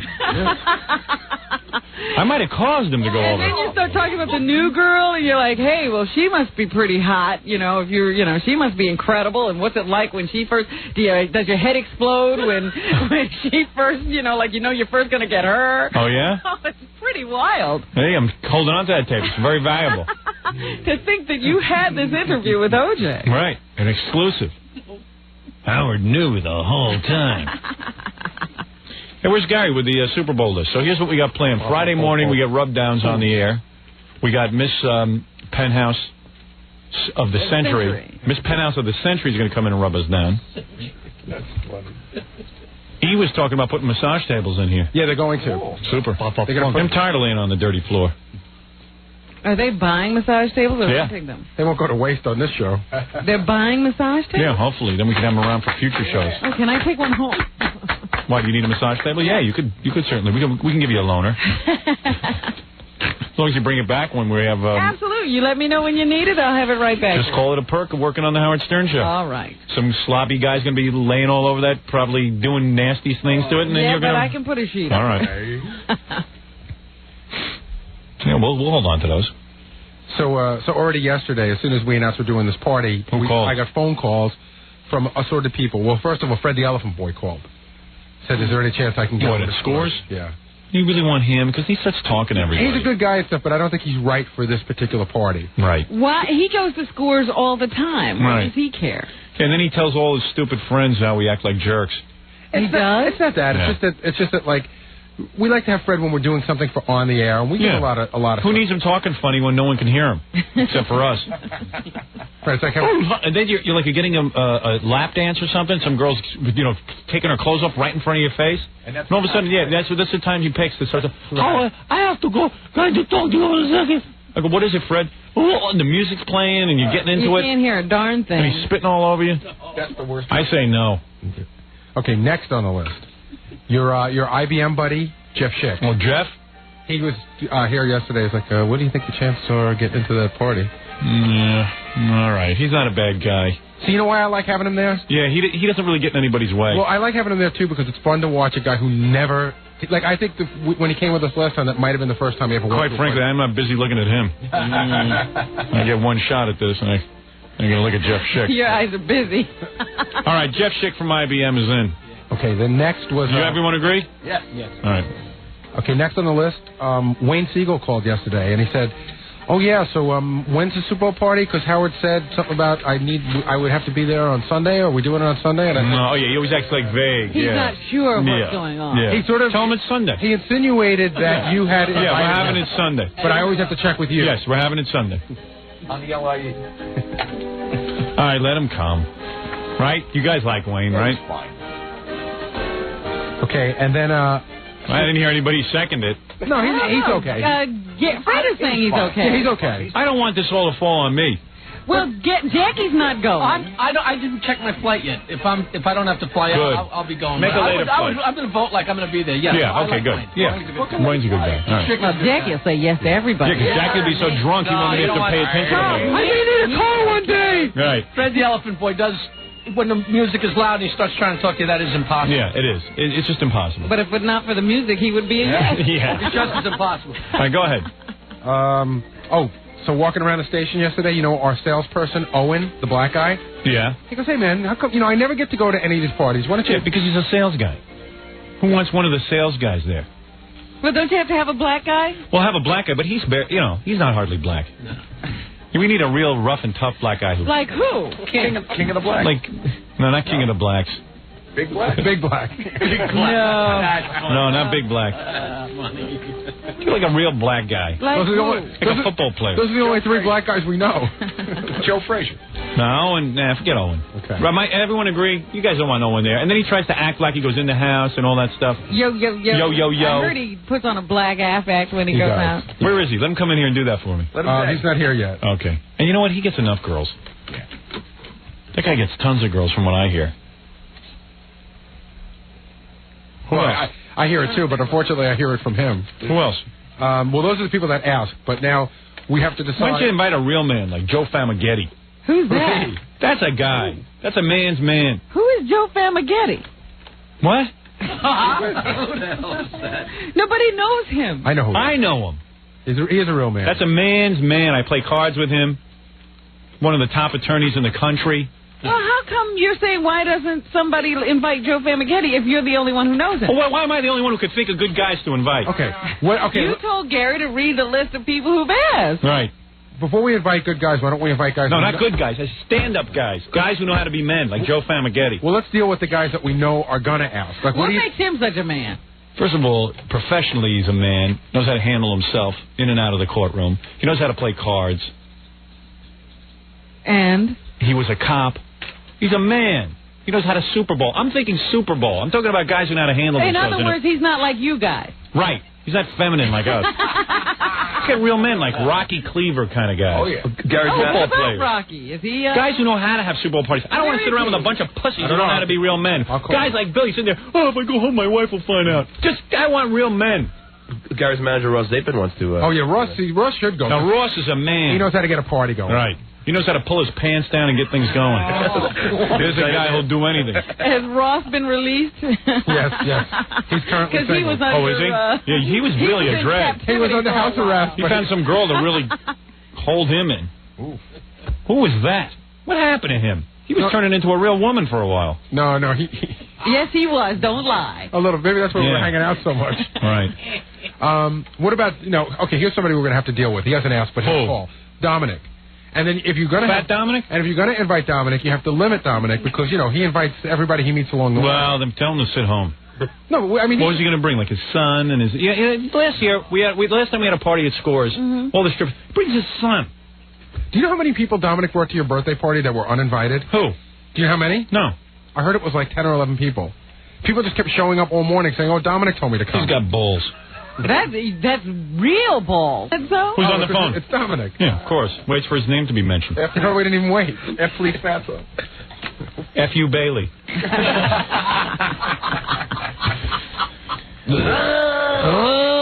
It's been quite a morning. That's right. Listening to Robin and Ralph give advice on relationships. Hey, guess what? I know what I'm going to do next year for a birthday list. Hey, one thing I'll say about Dominic, he knows how to handle his wife. Yeah, nobody's got any complaints about you in that department. Dominic is a man's man in that one. In that regard, this is a guy who could take off for 3-4 days, not even tell his wife you where he is. You don't have to ask your wife anything. He doesn't ask his wife permission. Howard, you have to admit, when Allison came out to Shelter Island with you, Irma caused no trouble. That's true. She knows what to say. I got a question for Dominic. Dominic, when you got married to Irma, do you say right up front, listen, I'm a busy guy. I have to go away lots on weekends. You probably won't see me a lot. No. Here's how Dominic works it. I've seen him in action. Dominic first got married. He probably was real attentive. You know, couldn't get enough of her. You know what I'm saying? Right. Because everyone, you got a great ass, you got a blah, blah, blah, you know, all in love. Then the next week. Yeah. The following week, it hits him. That she's going to be around. Dominic's a guy who likes to be a man. He loves to drive around by himself. On the weekends, he likes to go to Atlantic City. Yeah, he'll call me up. A whole bunch of he likes to go places. He'll call me up and go, let's go to dinner. I go with the wife. He says, no, let's just go. I said, don't you have to ask your wife? No. More food for us. So... he'll literally just leave his wife at home for 2 or 3 days and not call in. That's not true. Tell the truth. He goes home to sleep, doesn't he? Not always. That little girl would kill me. Are you out of your mind? But let me ask you one question. Yeah, this is the radio, Dominic. Right. This is what he has to say in public. Yeah. Of all the wives... I tell you something. I'm going to handle my wife the way he handles his wife. Of all the wives, doesn't she behave with that... No, you know how he gets away with it? He just doesn't care. That's not true. I love my wife. Listen. No, I didn't say you didn't love her. Nobody said that. You just know you're your own man. Let me ask you one question. Of all the wives, how do you work the money in your situation with your wife? Do you just dole out a couple of bucks a week? No, See, I'm a dope. I give my wife access. Here's your allowance. I should give her an allowance, like you do. No, my wife. You give your wife an allowance, right? My wife can spend up to $100 a week, no matter what. Yeah, but his wife's on an allowance. Anything above that, you have to ask. Now, let me ask one question. Of all the wives, and Robin, you think about it. Has Irma ever caused one? Oh, who cares? What do you mean, who cares? Well, she doesn't have enough access to us. But but when we see her, she's nice. Right. Isn't she? And all right, so what do you want to say today, this morning, about the Super Bowl party? You want to come? Can you come by yourself without bringing your son? I won't bring JJ. Yeah, no one wants your son there. You know what? I know he's your little angel, but you know what? He's nobody to us. You know why he's a drag, JJ? Yeah. Because he's really good looking. All the girls go to him. Yeah, and it's also, and like Dominic goes, look at my son. He's so good looking. All the girls want him. I was like, hey, Dominic, you want to be a man? You want to sit down and have a lap dance? That's one thing. Are you going to stand around and stare at your son? Well, the other thing about Dominic, though, is he's not going to have a lap dance. That's he's just going to sit and watch everybody else. He's going to sit and watch. That's what he does. Why do you have him there? Because I don't know why I have him there. He supports the party. Because he makes us all look good. He supports the party monetarily as well. And in addition to by the way, Dominic, your friends are not our friends. Well, you're our friend. You don't invite 20 of your friends. A lap dance to me is a nice hero. You put a little ham on it. Well, that's true. Dominic is fatter than ever. I thought he had lost weight. No. What happened to the hypnotist? Robin, didn't you? What happened to your hypnotist, Dominic? He called me up the other day. Oh, I'm so fat. I'm so depressed. I got to lose weight. I got a hypnotist. I got a hypnotist. Just said, I can't have a lap dance because I have no lap. You are getting hungry. You are getting hungry. Hey, why don't you speak to Irma? What happened with your hypnotist? I don't want to speak to Irma. All right. Well, if you don't want to, you don't have to. All right, let me speak to Irma. Let me speak to your wife. Okay, hold on. I got to ask her how she handles the weight on her body when he gets on top. They got to be limited to one position. Hold on. All right. No, she's shaking her head no. Oh. Let me speak to her. She won't. Let me talk to her. I want to ask her how she supports your girth when you make love to her. Now, at your birthday party, I happen to look very nice. Even Robin said it. Did you really? I didn't even see you. Dominic, did you really bring 10 uninvited guests? No, I brought a few people out. All right, you want to go to the Super Bowl party? I want you there. I love having you there. I'll be there, but what about Friday night? Are we continuing? What, a card game? Yeah. Boy, I'd love to. Let's make it a day. Why can't I have a day? Super Bowl. Yeah, why can't I do that? You know what? You really lost Go it ahead. because it used Let to me be. plan the day Excuse me, Friday. Dominic. It used to be Super Bowl weekend was your weekend to be a man. That's right. No, all of a sudden I'm whittled down to nothing. Look at you going, Wait a can second. I don't know. He only ever got Sunday day. Right. Don't get carried away. Howard got as long as the game was on Sundays. He never got a whole weekend. I'm talking big now. When I get home, my wife's going to ream me, but good. Howard, even though you've mentioned my good friend Joe Famighetti before you mentioned me, I'm not going to mention that. Well, hey, Joe's the man. Joe's a real man. Joe's a real man. You're a pussy. All right. However, can I plan Friday? The show has the party in the morning, scores in the afternoon. Go ahead. And the card game begins at 4 o'clock. If your wife can go to a 3-day bar mitzvah, Yeah. why can't you have Yeah, right. a Why day can't with I do the that? guy? All right, I'm doing it. Where are we going to have the full card day. game? I plan, and you know we'll do the card game this time? Where? In the city, so it's convenient. I know where we can do it. I know where we can do it. We've been invited to a very exclusive club many times. Whoa. You know what I'm talking about, Howard? You know what? Let's call it a poker mitzvah. Yeah. Like a bar mitzvah. There you go. And my wife takes off for 3 days to go to one of these affairs. That's right, Howard. You're the man. You're Super. the man. All right, let me get this straight what I'm doing. Friday morning, I start out with the penthouse pet. This is a Super Bowl. I start out with a penthouse pet of the century. Massaging me down. Right. I'll be there. That gets me worked up for the big day at Scores. I have a 3-4 hour party at Scores. 3 hours. Except I say, you know what? We did this a couple of times. 2.5 hours does it. I say we start the card game by 3. You think 2.5 hours? It takes a while for the party to get going. And don't forget, Howard, by 2 o'clock you're exhausted, you're complaining, you're sweaty, you know. There's a limit. Your head starts to explode. Your You're tired of those guys. I don't know. A 2-hour party at Scores sounds a little. I'm getting a little short shrift. Well, here. don't forget, the first time we did it with Freddie, it was over in under an hour and a half. Yeah, but the next time we did it broke up on its own early. Does everything have to be so regimented? Let's see when we get done at Scores. Yeah, why do you have to have a specific time that it has to end? And I'll set up Friday, make sure we get off the air at 10 so we have some time. And I'll set up this card game. We can do a card game at this exclusive club in the city. Yeah. Do you have to give them a specific time? No, we'll just tell them we'll be there between 3 and 5. What is it? I have a suggestion. How about you go to get a hotel because you got to take a shower after the massage, right? You're going to be all oily. You're going to take a shower. No, we're doing that at Stutter John's. We're showering at John's. And then if you get tired before you play cards, you can meditate or Ralph, something. I need a place to sleep. Ralph, even though you got me in trouble at the birthday party, listen, the card game is Tuesday. I'll see you then. Can the strippers watch us play cards? Absolutely. How about strip poker? Why can't you play poker at Scores? How about they massage? Your wife won't mind if we play strip poker with the pet of the century. No, that she understands. Hey, this is But some why day. would you want to move the card game? After you finish looking at the girls for a while, then you play cards with them. You know what? After you're around those girls for a couple hours, you really want to get the hell out of the room. And you know what? You don't want those girls to see what's in your wallet because they just they'll empty it out. What are you trying to say? Listen, the card game has no girls. It's a man's game. You understand that? Just men. And Ralph. All right, Dominic, you're making sense. Goodbye. All right, goodbye. Goodbye. I made sense. Goodbye. Just men and You should only make that much sense in the courtroom. He did get a good laugh there. He did. He's a top attorney. All right, him and Joe Famighetti. Is there anyone we're leaving out on our list? Have you gone through everybody that you had a request from? But now I haven't heard Ronnie's name. I haven't heard Neil's name. Well, Ronnie's at the early show, so he's definitely at the other party. And as I mentioned Howard, Fred. Ronnie, of course, always comes. What about Neil? Well, what about him? What about him? Neil always is invited. I say we let him come. That's a man. Neil's a man. He really is. He's good for practical jokes and goofy. Right. He knows how to do. He got Gay Rich into that thong. And he's good for just chasing. He's just good for chasing Ralph around and calling him Gay homo. Rich? You don't want Gay Rich? I'll have Gay Rich. Sure. He ended up on Fred's lap. Fred, is it all right with you? Fine with me. I would insist on it. Right. Did he come to the second party? He did. He did. Oh, okay. Yeah, he was there. Tell him to bring that cute little thong. In the dark, you don't look too bad. Pretty cute. After 2 hours of girls, I start looking at guys. Wind up on your lap. Yeah. What about Ganji and Grillo? Are they in? Oh, those two guys? Yeah.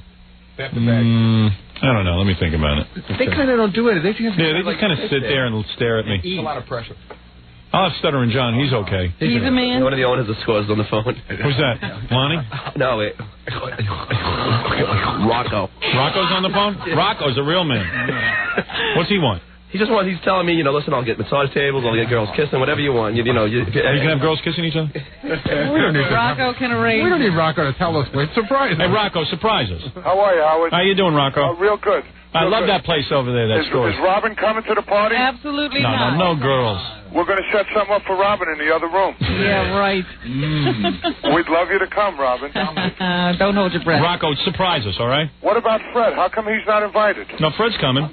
No, Fred the Elephant Boy. Because he makes too much noise. He was very significant with the Kenny Anderson story, Hey, listen, Rocco, you're not making any sense. The last party he brought his girlfriend to. Rocco. Yes. Just get to work on the party. All right, we're working on it now. Thank you, Rocco. Anything for you. Bye-bye. Rocco's Rocco. overjoyed. Rocco. Excuse me. Ganji's here to explain to us why he should. Why should you be there? You never add anything to the party. I never add anything. No. I was one of the main people doing that whole gay rich thing last time. No, you weren't. That was Neil. No, I was with Neil. You never think of stuff to do. You just follow along. No, I think about it. Ganji actually ran and found the underwear when someone told him where it was. Oh. No, come on. I'm old. Ganji, you're dead weight. I'm dead weight. Yeah. Bull? Yeah, bull. Okay. I'm wrong, so I'm wrong. I have a good time. I know you have a good time. You don't add to our good time. You detract from our good time. Stop. Everybody have well, tell him what you're going to do. You're dirty when Ganji's sitting there watching. If you're getting a thong and dance with Gay Rich, you can go. I can't see that. All right? That's what you got to do. Come on. Get a thong and dance with Gay Rich. That's your task. And you do a good grind with Gay Rich. That's your task. Ganji always plays the guy who's like, this isn't his thing. He just watches. He's too cool to be Yeah, cool for the party. Which corner will Ganji mope in of scores? No, you know what Ganji's The south corner, the north corner, the east corner, or the west corner? Ganji's too cool to put down money to see women naked. Yeah, who needs that? I don't need to feel like a dick. He's cool to do anything. He's too cool to do anything. We give you money. The money you give me, I spend. Yeah, who needs it? That's more money I could have spent. Oh, come on. You're a drain, is what they're saying. You're a drain. Don't be selfish. You're a drain. I'm not a drain. Why do you want to go? You sit in the corner and mope anyway. I do not. I never sit in the corner and mope. Is there anyone here that looks like Jen? Jen. You're a pussy. Get out of here. You can sit with your e-camera. Come on. He's got to edit that day. Get out. Put a dress on. You're a woman. Don't even wear men's clothing around me. You're a woman. That's what you are to me, a woman. You're not a man. Why? Why am I not a man? Get out of here. You don't know how to behave like a man. You sit at the party and mope like a girl. All right, I promise I won't. You wear a dress to the party, you can go. No, not wearing a dress. You're wearing a dress. You wear a dress, you'll give me a lap dance. You don't want to go. Then you don't want to be there. There you go. So you go home with your friends. You go to the beach and mope about Jen. You do it. You know what Go I out to the heard? park and get drunk. Even now that he's got a Manhattan apartment, he spends all of his time on Long Island. Of course he does. Gotta go home. Because he doesn't think clearly. I have to go to my roots. His head is foggy. Gotta go back to my mommy. My mom's going to make dinner. All right. Oh, come on. My mom makes great sauce. Put a dress on you there. Get out of the room now. Don't be there unless you're on the list. Right. You know what? Gorillo at least is a man. If you tell Gorillo he can go, you're out. Unless you wear a dress. That's it. Right. Why? Robin's having a bachelorette party. You can go to that. Come to my party. Yeah, all the girls are going to watch the you party. are. Nah, yeah. I know you are. So go prove it. If you wear a dress, you can be there. Go ahead. It'll be you and me, Ganji. Stay home and sew. We'll watch the Super Bowl together. Knit one, pearl two. Do you want to invite any of those other... I'm just bringing up names. Every guy comes in, all of a sudden he's a man. You should have seen him last year. We took him to the Super Bowl party, or whatever party we had over there at Scores. He sits in the corner, and he's moping. Really? Yeah. Who wants to look at that? Did he go to any of the bachelor parties for Fred? Those are the ones. Yeah. My favorite moment of that, Howard, was I looked over at you. You had 7 girls around you. I had 2 on my lap. It was just like heaven. That's a party. That's a man's party.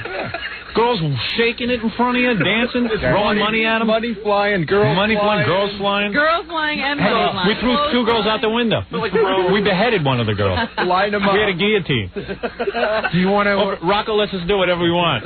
Well, what about I thought Ganji and Gorilla used to be fun at these parties. Weren't they the ones? No, Gorilla's fun. Yeah. You can goof on Gorilla. Well, not only that. Yeah. He's the guy that sits outside the circle and grabs the body parts. Right. I thought that was Ganji, too. No, Ganji just mopes. Nope. He can't have everybody there. Not everyone can come. Oh, come on. I don't mope. I don't get this. I don't get where this came from. Dude, I'm not the only one saying it. Don't blame me. Dude, you've never even seen me Ralph, there. does he mope? I don't remember. I remember everybody doing something. John, all I remember is you sitting there eating. What does he do? He sits down, he finds one girl, and sits down next to her and talks to her all night. Yeah. And that's it. Makes us look bad. Makes us look like we're heathens. No. Did you hear they found a 13th zodiac sign? And he messes himself up because he starts to rap with her, and then he can't give her money. Yeah, he thinks these strippers want to hear him talk. No. Get him on your Billy, do you want him? Yeah, they want a good time. Yeah, do you want Ganji coming? Do I want him Come on, coming? Bill. What, him moping around near the snack bar? Oh, shut up, you wuss. Jackie, what's your vote? It's not just me who says this about you. It's everybody. Yeah, he's kind of pouty, you know. Right. Kind of pouty. Oh, Sorry, man. Gage. Why don't you come with me? Yeah, I'll be over with Nancy. All right, I got to take a break. Well, wait a second. We still have more people to talk about. Who else? Well, do you want? I'm just bringing names. I'll just give you a quick yes or no. Okay. Quick. Do you want any of those? Any of the other guys that work with us at Eve? You know, there's a bunch of guys back there. They sometimes ask. Those guys? No. The guy that looks like No. Forrest Gump. They're party guys. No. I don't care. No. Okay. No, they can't come? No. Why not? Eric's a real man. Yeah, but he's also very good looking, and who needs good looking guys making me look good? I knew it. But you know what? He only. I want to be the most attractive He guy only at the party. flocks to Asian women, so it's almost like he cuts them all out. Let me think about those guys. I Okay. need more time to think. Are there My any- inclination is to say no. Go Are there ahead. Any real guys back there. Any celebrities that we want to invite? Any Celebrities are friends? different. Spin doctors. Yeah, like the spin doctors. They were fun. Nah, that guy gets too much action as it is. He takes away from your take, huh? Right. He's having The that girls every get all day. excited. Howard just wants to be a celebrity. Right. I just want to be the only celebrity. He wants to be the biggest guy there. Get someone like Billy Joel. He's ugly. What? Maybe he said Jan Michael Vincent, but he's back on the West He's Coast. too much work. What about like maybe this is a great way to get Pat Cooper back into our good graces? He doesn't like this kind of party. I know Pat. Pat's not this kind of guy. Who's a good guy that would party with us? Willie What about Nelson. Rocky Cleaver? Well, I'll call him. I don't know if I. Why don't we get some football players there? Yeah. Leonard Marshall? He's not talking to us though. Yeah, all of a sudden he'll start He's in talking Kansas to us. City anyway, but Yeah, screw him. Get Rocky. Yeah, Rocky's too good looking. Always cutting out the good-looking guys. Yeah. You don't want the girls to have Who's a real fun. ugly football player? Oh, Jim Sweeney. He's a center for the Jets. I get Nick Lowry. I get Mark Messier. He looks a mess. Mark Messi is gorgeous. What are you Really? talking about? Women go nuts for him. Really? He's dating Madonna. He's getting Madonna? He was dating her. John's got to go. And Nick Lowry played for the Jets. He's a field goal kicker. He's got the greatest percentage in the history of the NFL. Football player, real man. Is he a man? Yeah, he's a man. He's definitely a man. But isn't he going to the Super Bowl? No. The girls We should get him flock there. to him, you know? Yeah, maybe. He's got friends, so he could bring some Jets. Oh, I know. I got the guy. Oh, Who's the guy? The guy that used to play for the Giants. Phil McConkey. Yeah. He's a real man. Is That's the guy I've seen. The guy that used to live in my building that was always with beautiful women. Yeah. Didn't he get married? Well, it said it was engaged, but Yeah, big deal. who knows if that went through. We better give some thought to this. This is more than just a 2-second conversation. How about Hernandez? Keith Hernandez? No, you don't want him. You don't there. want him. All the women will be with him. Yeah, no one will talk to us. I just want women to talk to me. How about the midgets? Hey, get the midgets. They'd be great. They're all scattered. Bet you they'll fly in. They would. They would. They actually stayed 2 extra days to come to your party. That's great. They wouldn't miss this. Get the midgets. All right, let the E guys go, too. Everyone but Ganji. Anyone's against. Unless he wears a dress. So that means Scott's going too? Oh, what about Scott can't go. Hey, nobody mentioned Scott Salem. We didn't even invite him. Well, because he can't go anyway. His wife will never let him go. Here we go again. I'm going to put his name down. Don't put it down. He's always gonna. It's always like with Al Rosenberg. You invite him, and it's like, oh, thank you, but I have to respectfully decline. I have to go home and. I have a gig. I'm dying to go, but of course I'm in jail. I have to go pick up my toupee. It's being reseated. I'd love to share a cigarette with a stripper. Did Scott ever go to any Fred's bachelor parties? I don't. Yes. Yeah. He went for 5 seconds, didn't do anything, and got out of there. Nice to see you. I mean, he's not even allowed to look at a girl to take her clothes off. I think he claimed that he had gigs that night. Had to go home and get some. That's what he always says. He has a gig. I have a gig. All right, I say let Owen come. Oh, he's in now? I can't think any other black guys to invite. We always have one token black guy. Owen goes all the time. He does? Owen's there every But so do anyway. you. But we don't know any other black guys. Owen's one of those guys who'll be schmoozing. You got to have a black guy. Yeah. So how about John Sanchez? He's black? Puerto Rican. Same thing. I thought he was black. He's Puerto Rican. He's a Puerto Rican? Yeah. He looks kind of black. He's a good Chris guy. back in promotions. You think you want to go? That guy Chris? I like him. Yeah, he's the guy. Hey, but don't say the word nigger around him. With an ER or an A at the end. Some woman called me up. It's okay to say the word nigger if you go up to a black man and say, nigga. Right. Oh, I said it to him. He punched me. And by the way, just so you don't have to be embarrassed, Tom Chisano won't be available on Friday. Good. So you don't have to figure it out we don't one way or want another. So you're going to ask Chris? Yeah, Chris can he's go. the guy. I like Chris, the promotion guy, black guy. He's a good guy. Yeah. And he's real dark skinned. Makes us look like, we got No, something. he's real cute. Is he really? Yeah. We need a black guy. That's cute? He's cute. I never know what turns women on. Really? Really? You guys act like you're surprised. Wait, he's cuter than Owen? Yeah. Really? You sounded surprised that you figured that out. No. He's All right, so let Chris go. than Owen. Okay. Not so cute that women won't look at me, will they? Well, it's because you're Howard Stern. Right, okay. You have no problem. There's a lot of guys that are going to need about 100 girls. Oh, they said to me, Ralph, big need deal. What do 50 you think? for you. Most of us can't do anything anyway. They're going to have about 35 or 40 girls there. How many? 35 or 40. I swear to God. That's enough? 40 girls is enough. Yeah, there's only 20 of us. Yeah. Wait a minute. You should have a better ratio than that. Usually you have a 3 to 1. 5 to 1. James, did you pick out your dress yet? Yeah, you get out right now in the back. Good. All right. You wear a dress, you're in. Ganji hands me a note to invite a guy that works here that's gay. Who? No. He's nuts. We got one gay guy You already. want to dance? We got a black and we got a gay. That's enough. Chinese guy? Do we have to have every nationality resident? All right, I got to take a break. We got to get to news. We're falling far behind. All right, we'll be back in a minute. You're listening to the Howard Stern Show. Once again, Howard Stern.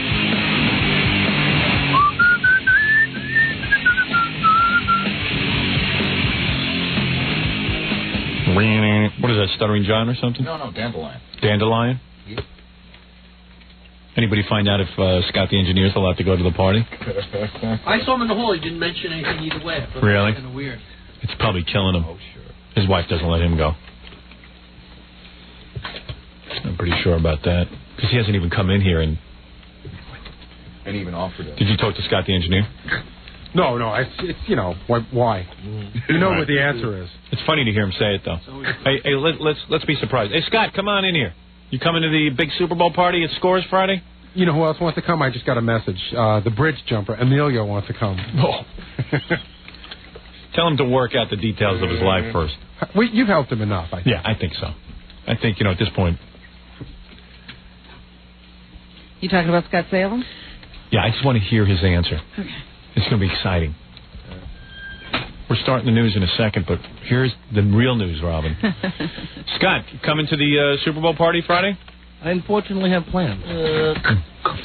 You have plans at noon? Yes. You have plans at 11:30? Yeah. You have plans immovable. in the morning when the show is on. What do you have to do? I'll see if I can... Wait a second, 11:30. 11:30, you're still supposed to be working here. Yeah. Right. So what you don't plans get do you off have? till 12. Right.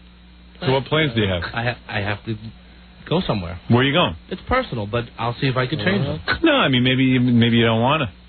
Well, I'd like to, but I'll see if I can get... This is a charade we go through every time. Right. Every time. What do you... I've been to every... Oh, that's right. You're late for your chemotherapy appointment. I forgot. You could probably move that, though. Mm-hmm. Scott's been on chemo ever since he's 19. I have ear cancer. You know you can't go. You know. I've been to every one of them. Why do you say I can't go? Because you know you can't. You go for 5 seconds, and you beg us all to just keep our mouths shut. Right. The whole time you're afraid you're going to get into trouble somehow. Right. But I don't do anything. You don't tell anybody. I looked at a girl. Please. I looked at one of the girls. Don't tell. The only one I missed was Fred's second bachelor party. Right. I was there the whole first one. Yeah? Sure. You didn't get in trouble? No. What did you do there? I didn't do anything. Just ate. That was it? Yeah. That was radio. You have to answer. Yes. Yes, dear. Okay.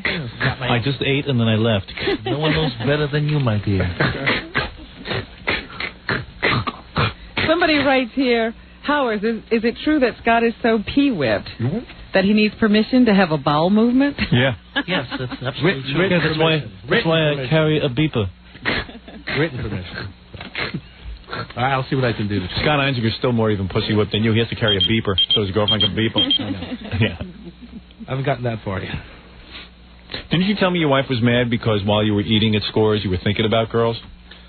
And you admitted that? I don't remember telling you. I was eating a lady finger. All right, so I'll see what I can do. All right. Hope to have you there. Thank you. I wonder what it is you have to do. Hey, come here. What do you have to go do? Tell me what your appointment is. I don't want to get into it, okay? Wait a second. I'll go out and find out the whole way and see if there's a better way to explain it. All right, go ahead, yeah. Shrimp. Nice aroma. Cool.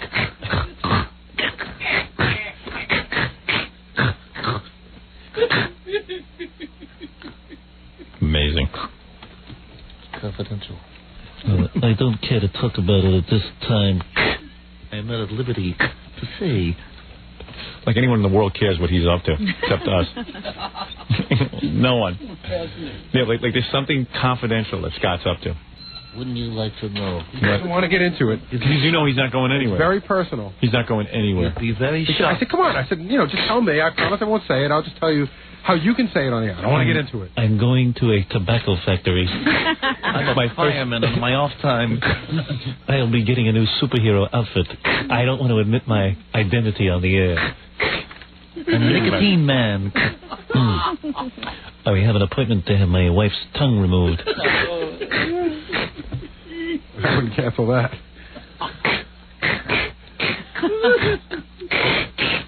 Sounds like a cowboy movie.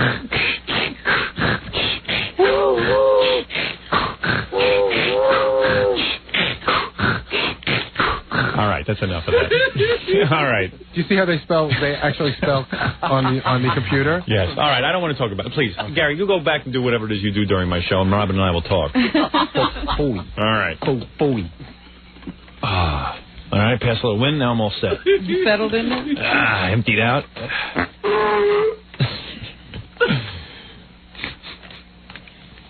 Jackie, come here and smell my fart. I'll be right there. You've been waiting for that all morning, haven't you? Come on, it's great. All right, Robin, what's in the news? Come on. Well, of course, the big O.J. trial never got to opening arguments yesterday because they started wrangling over a brand new list of prospective witnesses issued by the defense and the first claims by the defense that they have a possible alibi that it would have made it impossible for O.J. to have committed the murder. Now, why is that just coming up? Prosecution went ballistic when they heard this news. They said that the defense wasn't playing fair. They were supposed to provide them with this kind of information and this list long before the day that opening arguments were supposed to start. And so there was a lot of legal wrangling going on in the courtroom yesterday. Yeah, why wouldn't O.J. mention this so he didn't have to spend a full year waiting for trial? Yeah, why wouldn't you want to get out of jail as soon as possible? If you had evidence that you weren't the culprit, wouldn't you release that right away? Wouldn't you want the prosecution to know about that? O.J., I'll tell you why you don't, because O.J.'s alibi is the exact same one that Scott has. It's confidential. I don't want to reveal it at this time. I'm not at liberty to say. Why didn't O.J. mention that his car was home at the time earlier? Why wait? They now say that there's a woman who lives in the neighborhood who saw O.J.'s car there at the time Nicole was allegedly being killed, so O.J. couldn't have been there and doing it.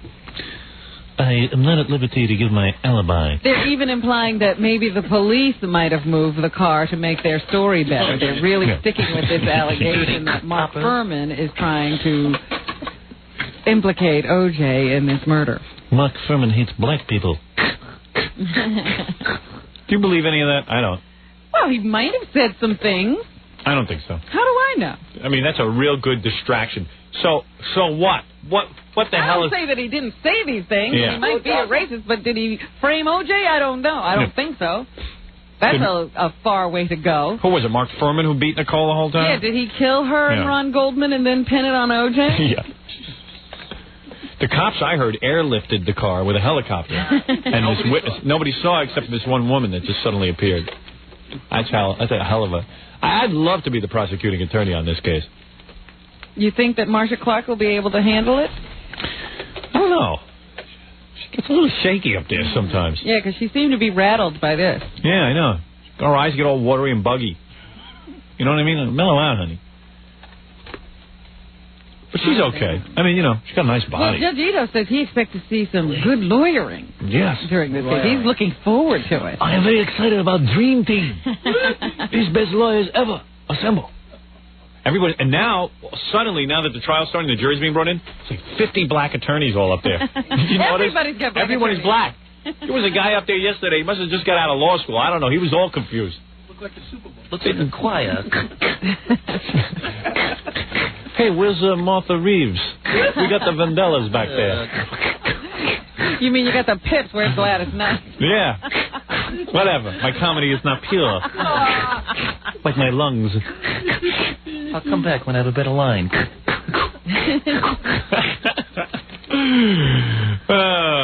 Well, anyway, let's listen to a little bit of what went on. I love Judge Ito.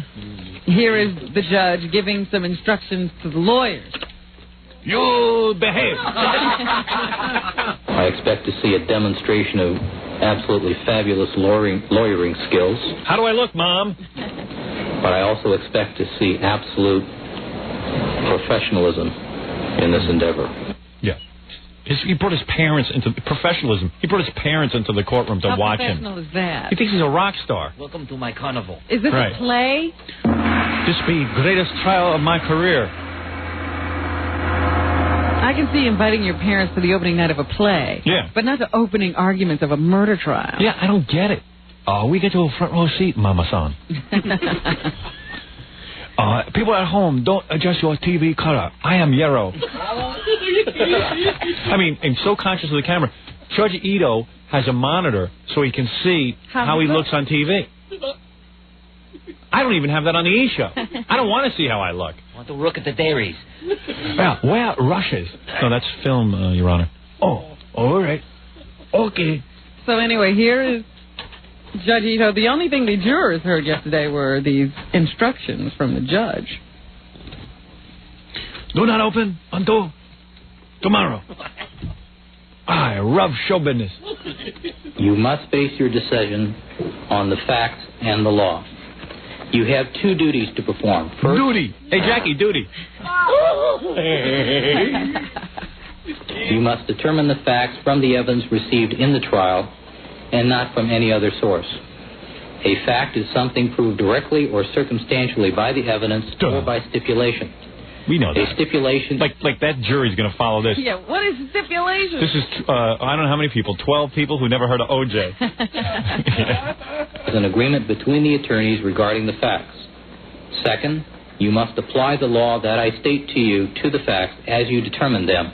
Oh, that's and in clear. this way, arrive at your verdict and any finding you are instructed to include with your verdict. Imagine if I read a live commercial like he reads the rules to the jury. I'd be fired. Perfectly understandable. Yeah. He communicated very well there, and everybody now knows what they're supposed He to do. could care less if the jury understands. Who could follow those rules? Why would you speak in lawyer speak to 12 lay people? Lay people. That's what I want to do. At the Super Bowl party. So we have more of Judge Ito's instructions? I was fascinated by this. Jackie took something from me. The prosecution has the burden of proving these facts by a preponderance of the evidence. Preponderance of the evidence means evidence that has more convincing force and the greater probability of truth than that opposed... Can you imagine? These are the rules. I know. And the probability... He's not even interested. He could care less. Come on, let's see some good stuff. More pictures of Nicole. Did you see that picture of Ron Goldman laying there on the ground, all bloody? That brought it home. Well, what happened was, I thought it was kind of weird. You know, they've always said, let's not show pictures of the dead bodies. So evidently, Ito has a button that he can hit, that if he doesn't want the cameras at home to see stuff... Or the jury. Or the jury, he hits it. So they showed the body of Ron Goldman laying there in a pool of blood with I guess the coroner, or not the coroner, but whoever the investigator was, wearing shoes. That's supposed to be the defense's, look how sloppy they were on the crime scene. Right. You see this guy's body laying there covered in blood, if you don't convict O.J., you want to convict the guy who killed him. Oh, please. It really drives it home, because everyone was saying, well, gee, that really helped the prosecution. It didn't help the prosecution. You mean? I mean, everyone was saying it helps the defense. It helped the prosecution. Yeah, I heard a lot, because I didn't see all of it. I wasn't at home most of the afternoon, but the part that I did see, they kept talking about the videotape they had. They sprung a videotape on the prosecution as well of the officers at the crime scene trying to prove that evidence was mishandled. To it. Thank you, Judge Ito. Judge Ito, finish. Now, here is F. Lee Bailey for the defense. F. U. Bailey. He is arguing about Mark Furman and whether his alleged racism should be an issue and a point of cross-examination in the trial. If he suppressed evidence and claimed to find incriminating evidence, I think we hardly need go further before we have the right to ask him, and by the way, haven't you said on past occasions that you are in favor of genocide? Because what he really said was, let's put them all in a pile and burn them all. And I haven't heard that come from anyone since Adolf Hitler. All right, F.U. Bailey getting in. You never see him on TV that much, just sitting there shaking his head and stuff. Yeah, but there he is. He's getting a few words. Here's some more. F.U. Bailey? Mm-hmm. Or F. Lee. F.U. Bailey. We're not trying to prove that Fun guy. he did anything, because we don't have to.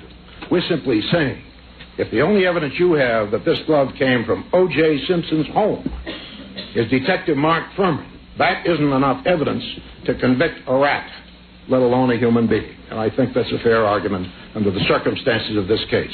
There you go. F.U. just reducing the whole trial to a glove. No blood in the car, nothing. Well, Bailey, one of the key checking witnesses is Mark Furman, and if you impugn his testimony, Howard, then their case has a big dent in it. Suddenly it's not the O.J. case and who killed this. It's Mark Furman case, and he, trying to confuse everyone. And, of course, that jury will be confused. Well, Judge Ito has decided that questions about his feelings on race are acceptable. Admissible in this case. So they will be addressing that, I'm sure, on cross-examination when they get to him. Now, tell me about this woman who supposedly saw O.J.'s car parked there the whole night. What, was she staring out the window all night? Yeah, she's obviously one of those people who just watch. Do they know anything? Do they know who she is? I have no idea how much they told the prosecution. I just know that they're saying now that a woman is willing to testify that O.J.'s car was there all evening, and if it was moved, then somebody else had to move it. Is she willing to testify that the Virgin Mary came to her in her encyclopedia and started crying? No, because I need someone to testify. So let me get this straight now. So what you're saying is the O.J. case boils down to this, if I may be simplistic. Yeah. Furman. No, it doesn't boil down to anything. Well, let me give you my summation. Furman said nigger, so O.J. is innocent.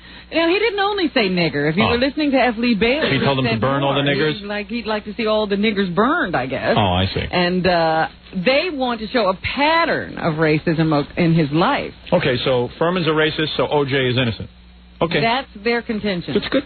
That's very good. good. To question whether, they were saying that the other police officers came and they shined flashlights into the estate and they didn't see any glove. It was only when Mark Furman showed up that a glove appeared. I see. So that's what they're trying to say. You have to question his motive. And how did Furman get the blood into O.J.'s car? They didn't talk about that. Oh, okay. I'm jumping ahead. Said right. that Furman put the blood in O.J.'s car. And did Furman stick O.J. in the car as he tried to get out of the country with a disguise? They never accused him of that, but you can imagine that if O.J. was being framed by someone so formidable as Mark Furman, it could send him over the edge and put him in a car to slowly go down the road. Did Mark Furman the beat O.J.'s wife? I'm just curious. Did he ever get a good punch in her too? That is not what they said he did. No. See, you're trying to confuse me. Did Furman gas up the getaway Bronco? All right, go ahead. Here is Marsha Clark, just to hear a little bit of her argument about why she the defense is playing games with the way they handled things yesterday. She gets all excited. The problem is that how can we proceed with opening statements ourselves without knowing what the defense is going to be permitted to do. The defense complains about we're always asking to preclude them from doing something. We're not. We're asking for a fair and orderly trial in which the people's rights are not being abrogated by these last-minute ambushes. I'd like to get her in the sack. Quiet her down. You still want to. Right? I like it when she's mad. Yeah. Feisty. A little ballerina body. Former dancer. They always go former dancer. Yeah, you she's find out still she's dancing. a ballerina. Right. What ballet was that? Former dancer. And finally, I think this is Judge Ito making the decision that the question of racism can be a part of the trial. This is Judge Ito? I am precluding the defense from making mention of Detective Furman during the course of their opening statement solely on the basis of the fact of the late turning over of the other statements of Kathleen Belt today. However, I find the issue of racial animosity to be something that they're entitled to cross-examine on. All right. So they will be questioning. It should be interesting. Makes for a better trial. Makes for better television. Everybody, they constantly question, now they're going around asking people, are you watching the O.J. trial? Are you going to pay attention to the trial? And people are saying, oh, I'm tired of it. Oh, I've given up on it. Oh, it's too much. It's taking too long. But as soon as if OJ took the stand, everybody'd be watching. Oh, and also, by the way, people. The other point is people are going around saying, I'm sick of the O.J. trial. I hate the O.J. trial. I can't stand the O.J. trial. And they were saying that when the O.J. trial was not, the other day they decided not to put it on instead of the soap operas. Everybody was watching soap operas.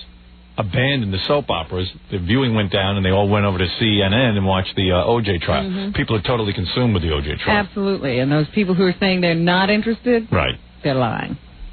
Will the word nigger go out over national television? I think so. Better call the E! Network. They're doing gavel-to-gavel coverage. I don't know what they're going to do. Well, they're going to want to bleep it. They're going to want to bleep that word. We'll have to see how they handle it. Yeah, it's going to be handled properly. What is this I see on page 6 today? Let's get back to that in a second. We have to take a break. Your newscast will continue right after these words.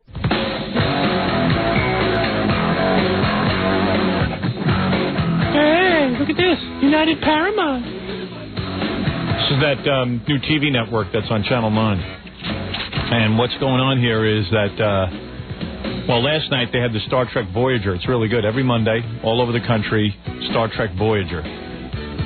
And they now have a whole other night of all new programs. Tonight it's the former star of 21 Jump Street, Richard Grieco. And it's called Marker. Shot in Hawaii, and Richard's got his hands full of babes in bikinis. And these markers, they're chips for favors his old man owes everybody. Grieco's got to pay them back. That's the idea of the show. You see, Robin? Then there's a show with Sir Mix-a-Lot, the rapper. And that's called The Watcher. That's the one Jackie and Gilbert are on tonight. Which is an important program for Jackie. That's The Marker and The Watcher tonight on UPN, the United Paramount Network, on Channel 9. Here's a little clip from Jackie tonight. Here he is with Gilbert. Hey, what do you call an Oriental homo? A chimpanzee. There you go. That's from the show tonight. All right, very good. Congratulations. It's the Howard Stern Show. Here's Howard. We were in the news. Where were we in the news? We were at your store. I'm reading on page 6 today. We've been talking over the last couple of days about the movie and where it is and what's happening with it. You've indicated on an occasion or two that you're about to go off for another movie meeting. Right. And I pick up the paper today, the Post, and turn to page 6, only to find that Penny Marshall, the great director, is interested in helming your film, according to them. I don't know anything about it. Is I really that don't. true? I swear to you, I don't know anything about it. I don't. I know we've made overtures. I mean, the movie studio's made overtures to different people, and has been talking to different people, but I don't know. I plead the fifth. Would you be agreeable to working with Penny Marshall? Oh, yeah, in a second. I think she's great. She's had a couple of bad flicks, but they weren't even that bad. She's had a couple of good ones, too. Yeah. No, I'm saying. I would work with her in a second. She's got Big, which was real good. A League of Their Own. League of Their Own was real good. And even this last one she made, hey, can't hit. She made that one you parodied so well. What was that? With Robert De Niro Awakenings? and Robin Williams, Yeah. yes. She's real good. Yeah. But, I mean, I don't know. I don't know where that came from. I don't know. Is your friend Gary Marshall interceding in your behalf in some way? I told you, I don't know anything. Reicher never talked to you about who they're talking to? I didn't say that. Here we go again. Never. You know what it is? answer. It's so crazy, this movie thing, because we don't have the right script yet. We just don't have it yet. It's not right yet. It's too soon to be talking about directors. Well, it says here also that they're stopping the script doctoring process for a while because Penny's not available until May. Is that right? Well, I'm telling you, I don't know.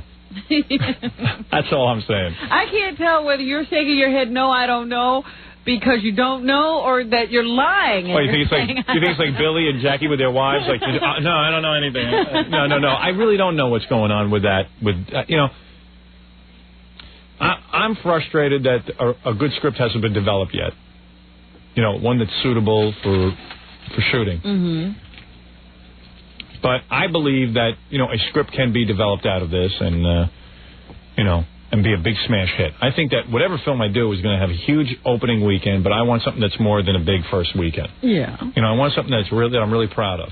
And in order for that to be developed properly, you just gotta get the right script. And as far as directors go, it's way too premature. You don't think you want a director until you have a script? I didn't say that. I didn't say that. I'm just trying to get a definitive answer. If it was Penny Marshall, I would say, yeah, go ahead and, give her the script. Right. Let her work on it. That's right. There are certain people that you could let work on it. Mm-hmm.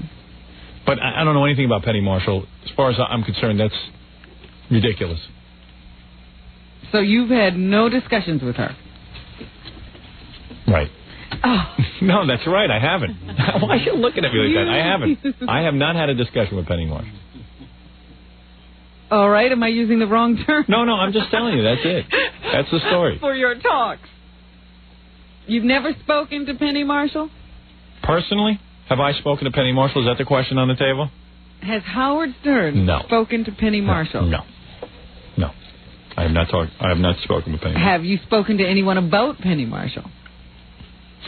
I think I've said enough. The only reason I'm being secretive is ridiculous. Because we're still in the script development stage, and you know what it is? I don't know how to develop a script. I'm not one of these guys who can develop a script. That's not my forte. I'm not a script writer. I'm not. I confess. I'm a lot of things. I'm the king of all media, whatever. I'm not a script writer. When I see a script that's right, I will go shoot it. All right. That's all you want to say to us? That's what I'm saying. There's no script. There's no Penny Marshall. There's no Penny Marshall. Right. She died. Well, that's news to me. Yeah. Yes, I would love to work with Penny Marshall. There's no question about it. But when it comes to movie scripts, this is the way, in my mind, the orderliness of the thing has to be. Yeah. Script, then shoot. As opposed to what they want me to do. Shoot, and then we'll find the script somewhere. Yeah, write it up. Write it as we go. I don't want to do that. I don't want to do that. Okay. Now, if Penny was to tell me to go do that, I'd do it. I trust her. But I haven't spoken one word. In all seriousness, I have not spoken to Penny Marshall. And I don't know where that came from. Not from me. Well, where do you think stories like that originate? You got me. Maybe Penny. Also in the news, of course, today is the day they're going to bury Rose Kennedy, the matriarch of the Kennedy clan. That can't be a heavy casket. Bag of balls. Yeah. There can't be much left of her. she was almost dust when she went. Billy, do your impression of Rose. There it is. It's a visual. Can you see that? Turn around for Robin. Oh, that's terrible. Well, maybe that'll end up on the E! Network. Okay. Well, as long as they're burying people, why don't they push O.J. into the hole, too? Plenty of room for O.J. Oh, Jay. Well, the Klan is all gathering. I understand that. Why, was she black? What? Not the Ku Klux Klan. All right. Klan can also mean family. Oh, all right. So the Klan was all gathering. Yeah, Arnold Schwarzenegger. Goodbye, and Rose. Goodbye, Rose. Goodbye. Goodbye, my darling. Have made the trip along with the other grandchildren and great-grandchildren, so... What's that, Arnold? Nothing? Goodbye, Rose. Goodbye, Arnold. You go out. All right. What else?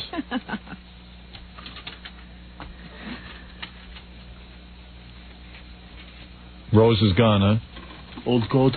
Oh, I thought you liked her. Arnold liked Mother Rose, actually. That's what he told me. Yes. She didn't talk back to him. I have some school news here. Yeah. Down in Miami, I guess they've had a problem in elementary schools with children not showing up. Lots of unexcused absences. Yeah, well, that's what happens when everyone from another country sails over on a boat. So what they have done to try to... They're going to force those kids to go to school. Stem Good the luck. problem Yeah. is to initiate this program in which anybody who's had 5 or more unexcused absences, Yeah, what happens? they call the child in, Oh, they call the child in. Yeah. and they have a counseling session. Oh, there you go. More waste of a taxpayer's money. Go ahead, yeah. And then chop off their fingers. No. That's what you do. Every day of school you miss, you chop off one of their fingers. They have a district attorney there at the district attorney's office. They have a state welfare worker What a and school waste. officials. What a waste of the taxpayers' money. And that's where the student and the parents are put on notice that if there are any more absences, the parents will be prosecuted. Now you're talking. Oh, okay, that's a good one. I thought they were going to drag the kid in and yell at the kid. Nope, they say they'll throw the parents in jail. Good. They don't get these kids in school. And they say so far, every kid who has gone through the program winds up going back to school. Yep. On Can a you regular imagine? basis. They got parents over there in this Miami, and you know who I'm talking about. Who, Here we go. I don't know who you're talking about. Who do you think? Who? Bad Take a guess. parents? Bad parents. Bad parents. The Ricardos, Ricky and Lucy, who are, they could care less if their kids go to school. Let me tell you something. This country was built on immigrants coming to this country, poor people. But the one thing they always cared about was whether their kid went to school. They came here, their kid could get a free public education. We're doomed if these kids don't go to school. I don't know why we're letting everybody into this frigging country. It's not the same rules anymore. Change the rules. Change them. Right, Robin? No. Yeah, good. Rent a plane and knock over that stupid Statue of Liberty. Knock it over. It's a gift from the French, those bastards. Those rat bastards. Give it right back to them. They were doing. You know why the French didn't keep the Statue of Liberty? I'll tell you why. Because they don't let anybody into that country. We don't want you. What? We don't want you. Go to America. Right. The French will not accept anybody into that country who wasn't born there. That is not true. Oh, it is true. Oh, it is not. Go to France. Everyone speaks French. Not only that, the French have an aggressive program to make sure these problems don't occur. They get you right at the point of entry, and they also let you pre-delivery. They also decide who goes in. Prenatal care. No. And then they start parenting classes for these people. Yeah, for the 3 people they let in. Knock over the Statue of Liberty and use it to block the entrance of where these people get in. Let me take a break, Robin. You got me all charged up with that one. Don't even bring it up when we get back. We'll be back right after this. Let's return to the Howard Stern Show.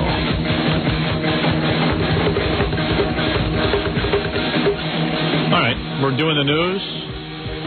Any more information about Penny Marshall, Robin? No Penny Marshall updates at this point. What do you want, Fafa? We're in the middle of the news. I was going to ask you about one more person for the Super Bowl party that wanted to come. Who wants to come? Joey Buttafuoco. No. He gets in enough trouble. Let him stay with his wife. Monkey business. Monkey business.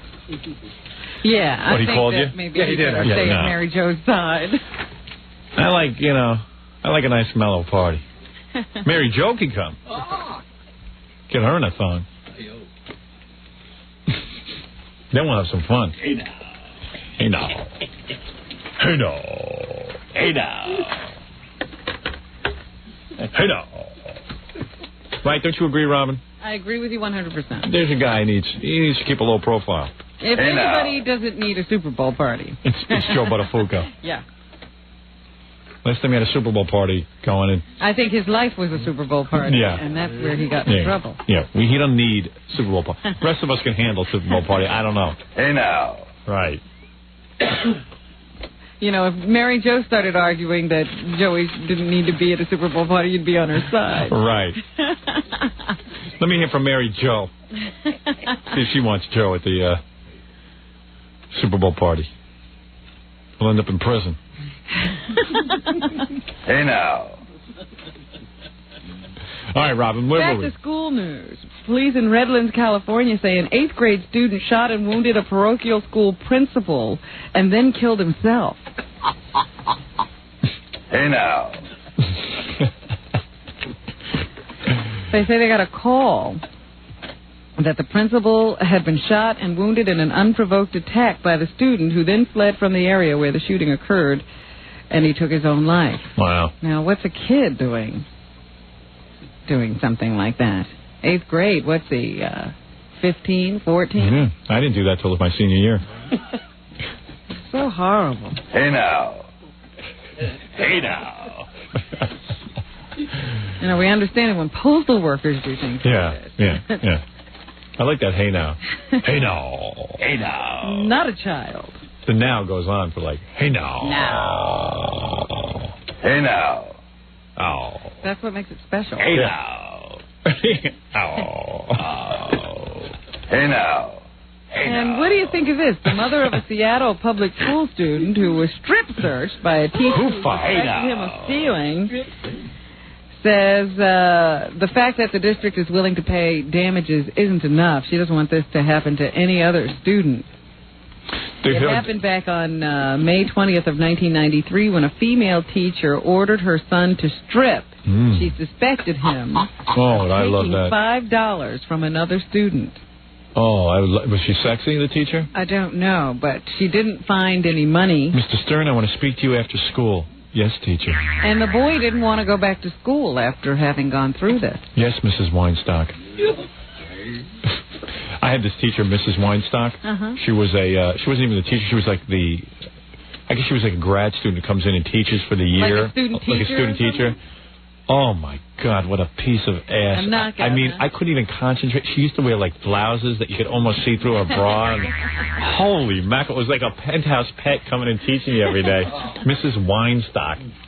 What grade was this? This was like, I don't even know, like second or third or something. And you were this crazy in second or third grade? I was so sexed up. I wanted her so bad. Maybe it was 5th grade. You see him in the hall, and then you can't concentrate the whole next period. Oh, no, but she would sit in the classroom and uncross her legs. And so this was an all-day thing. You weren't changing classes. I couldn't even. I almost flunked out of school. They put me in the retard class the following year. Hey now. Oh, man, and imagine, Mr. Stern, I need to see you after class. Yes, Mrs. Weinstock. Wonder what she looks like now, but she was a Mrs. already? Miss Weinstock, right? Yeah. Yes, Miss Weinstock. Mr. Stern, did you steal $5? No, Miss Weinstock. I'm gonna need to strip search you. Yes, Miss Weinstock. Hey now. Where should I start? Take my top off first or my bottoms? Which is it? Start with your top and then work your way to your bottoms. I'm standing there in my underwear with a Woody. Well, a strip search, it sounds to me that he had to even get out of his underwear. I mean, they don't say it in the story. But... All right, I'm going to need to fondle you and examine your cavities. Yeah. Ms. Weinstein, I might be stealing something tomorrow also. You're on a crime wave. Yeah, I steal every day. Hey now. It's going to be a crime spree. People robbing and looting. So Miss Weinstock, I just thought, you made me think of her. Just because of the strip search. Black hair. That dainty hand. Oh, body of a... I mean, she could have been in Penthouse. Oh. Everybody had one. Yeah. Miss Russell. I bring rubbers to school. Hoping to get lucky. Miss Weinstock. Miss Russell. I stole $5. He's volunteering. I did it. But I won't give it back. You have to find it. Oh, man. And I used to, like, try to see up her dress the whole class. Oh. Because she'd sit, like, on a stool, and you could, like, see her when she crosses her legs. And she gets sweaty in her stockings, I guess, and had to, like, air out a little bit. Oh, man. Those little stupid pumps. They do the tongue thing? No. Standing there making that No, face. she used to have big chest. And she'd wear low-cut tops, and you could see through. That was a honey, boy. Miss Weinstock. Roosevelt. Did she ever come around, to individually grade anything? Because I understand you could smell have a problem when the teacher would get real close. Yeah, up or something. Because I got them every 2 seconds. But they really didn't have anything to do with stimuli. Oh. In the What are you? Air could do it. Yeah, that's stimuli. Thanks, Bill. But, But with me, as soon as I get nervous, it all falls apart. Yeah. So it's thank God. But what would happen if she came over and said, "Let me see what you're doing, Howard"? If she leaned over and stuff, I would get all aroused, and I'd smell her. And What happened to that? I mean, could you think? Could you answer her questions? Could you pay attention to what was going on? Mr. Stern's in need of a tissue. No, I couldn't concentrate. That didn't happen to you. No, I'd be dizzy. Imagine a penthouse pet leaning over you. Yeah. Miss Weinstock. Ooga. So what would you say about this problem in school? Is it a problem? You're supposed to be there to learn. If she would have strip searched me, I would have been out of my mind with pleasure. You wouldn't have been going to a lawyer. Yeah. But, of course, I'm sure the teacher that was doing the strip searching was a real pig. And that's why the boy's upset. Yeah. Some big, fat, ugly, full of skin rashes and... Those big raised moles. Yeah, raised moles. Witch. Anyway. Well, all I know is this boy is going to court, and his mother says she doesn't want to have any other child have to be subjected to something like this. I didn't know that strip searching a child in school was legal anyway. It is now. The President is giving his State of the Union address tonight. Everybody's saying this is a make-or-break speech for the president. It's time for him to reintroduce himself to the public. Hey now. To restate his goals and his achievements so far, and to take away some of the thunder of the Republicans after this last election. Don't take away my thunder. So the president won't be watching Jackie? I guess not. That'd be great if Jackie got preempted by the president. That would be so great. He'd be like freaking. Oh, come on. That's my luck. That might work out for you, Jackie. No one's going to watch the president. Yeah, you might get big ratings. It might be the biggest star in television. You be in. Three Stooges. But do you really think the president is in such bad shape? Everybody's saying that he has to make a great speech today. They're saying that he's... At this point, he wouldn't be reelected if he were running for... Right now, if he ran for office, he would be reelected. What do you think of that? He would. People talk about dissatisfaction with politicians and then don't name what they're upset about. Bush, I understood. He didn't do anything. He actually sat around and went to Camp David, the vacation spot for presidents, for the kings. But I don't know. I don't know about that. I don't know. The media likes to put a spin on it to get people watching. Yeah. And this is the speech of his life. Yeah, sure. Right. Yeah, right. Sure. Right. Anyway, you were saying, Robin. Well, in general, they say that these State of the Union addresses aren't great speeches because they're really a laundry list of what needs to be done. Then don't watch me tonight. Finally, my ship will come in. Hey. I could be seen by a great producer. Right. Be discovered finally and relieved of this burden of having to work with Howard. Right. The burden of seeing me every morning. My ship, the SS Jackie. Come in. I wonder if suppose Jackie did get a big break. Right. Would he then smile on you? See you later. No. I could leave Howard, but I couldn't leave you, right? No. Forget me. Would you turn around and say, you know what, Howard was good to me, and if I get into a position where I could help him, he's going to be the first person. No, I would be the last person he'd help. He would not want to see me do well. You don't really think that? Yes, I know it. You all suck. Well, I know it. I know it for a fact. You must be tapping my phone. Listen, pal, I know who I'm dealing with. I'm not stupid. Hello, Paramount Network. I'll do it if you don't hire Howard. As long as I never have to see Howard again. Right. Never appreciated me. All right, go ahead, Robin. As long as I get to work with Gilbert. Do we have to take another break here? Yeah, we do. All right. One more When we come break. back, we're going to talk I'll about... buy your films and I'll ruin you. No, I'm ruined already. It's okay. What? What were you saying, Robin? We'll talk about the last words of the pilot in that U.S. airplane, Flight 427, that crashed in Pittsburgh. Stop it. Best of the black box coming up. Here's his last words. OJ's guilty. Hey, now. All right, we'll be right back. We're back with the Howard Stern Show. Jackie Puppet wants to tell a joke. Joke about what? What is a Jackie Puppet? Stay with me. Stay with me. It's Super Bowl Sunday. And Al Michaels says to Frank Gifford, Giff, this game makes my heart sing. And Giff says, Al, this game makes my ass sing. And Al says, your ass can sing. And Giff says, yeah, LG remembers the words to the national anthem. There he is, Jackie Puppet.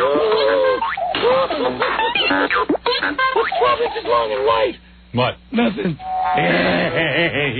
All right. Thank you, Jackie Puppet. We hadn't heard from him for a few hours. Somebody missed him? Yeah.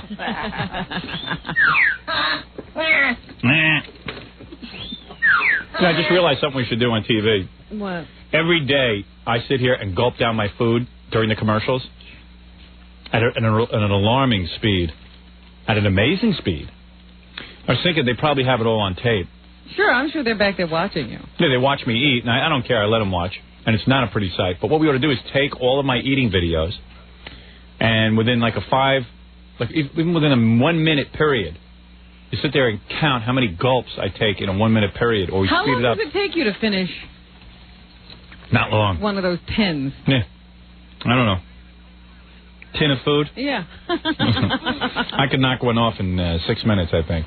Oh, I don't think it takes that much time. Oh, okay. It's a lot of food. There's something to be done with those tapes. Yeah, I think, you speed it up and just have you gulp it away. And have a little clock running to see how long it takes to finish the tin. Or they could run it at noon on E, and it's a new special. It's like a lunch with Howard. You just sit there and eat with me. See if you can match me bite for bite. You could actually tell the camera what you're having. Show it backwards, watch the tin full up. Hey, so you were saying that there was some little black box? Yes, the little black box that they collect from these planes after they crash. Well, they've released the transcript of that U.S. air flight where all 132 people aboard were killed. And they really couldn't tell exactly what had happened to it. Well, it seems that the flight was going very well, and even the people piloting the plane were surprised when things went wrong. Hey, this sucks. No. The last words, this sucks? No. If I was flying the plane, I knew I was going, I'd be like, Hey, the co-pilot is a fag. I wish I could see you in one of these situations to just see exactly how smart alecky you would be. Well, let's go up in a plane right now, Robin, and find out. Crash. Yeah. I'd be like, don't watch Jackie's lousy show tonight. Life's too short. Shut the black box off. Hey, shut the black box off. This crash occurred on September 8th. At 6:57 p.m., the co-pilot, Charles Emmett III, is heard discussing a fruit juice mixture that a flight attendant had concocted for him, and wondering whether it would be real good with some dark rum in it. oh, you're kidding me. At 7, 3 minutes later, boom, Mr. Emmett is telling the passengers over the intercom that they appreciate the fact that the passengers have taken U.S. Air that day for their travel needs. At 7:02, 2 minutes later, the flight recorder registers a sound described as similar to 3 electrical clicks. Right. Then you hear... Like this? Yeah, Captain Peter Germano. That's not an electrical click. That's me rubbing my nail against the microphone. Well, it sounded like that. And then you hear... Captain Peter Germano then says, "Jeez." Enjoy your last flight. Over. Then you hear him inhale and exhale quickly. Then there's another thump and a whoa. Hang on, he says 4 times within 4 seconds. Hang on, hang on, hang on, hang on. Oh, oh, oh, oh, oh, oh, oh, oh, oh. And then, what the hell is this? Oh, what the hell is this? Oh. And then finally you hear him starting to yell, pull, pull, pull, telling him. Telling the stewardess to get him off, right? No. Hey, if I'm going down, I might as well have you. Pull, quickly. The co-pilot has his hand in your lap. The co-pilot is cursing, meanwhile. Oh, is he? Yeah, he's... Not you. cursing a lot. Yeah. And then you hear the pilot yell, pull, meaning that he wants him to pull back on the throttle to try to get the nose of the plane up. And then you hear the co-pilot exclaim, "God!" Then you hear some screams. No, I don't think God was within earshot that day. And the co-pilot then says no, and then the recording ends. Yeah, that's weird, man. Blank after that. That's always the weirdest thing. We were just talking about this in the commercial, and there's this movie, Fearless, that really does simulate, I think, the best I've ever seen in a movie, what happens when there's a plane crash. Mm-hmm. That was kind of cool. Did you see the movie? Yes. Yeah, with Jeff Bridges. Not a great movie or anything, but the that whole plane sequence? The sequence with the plane is great. Yeah. And unfortunately, there was no movie after that. Yeah. Oh, God. I think God took the day off that day.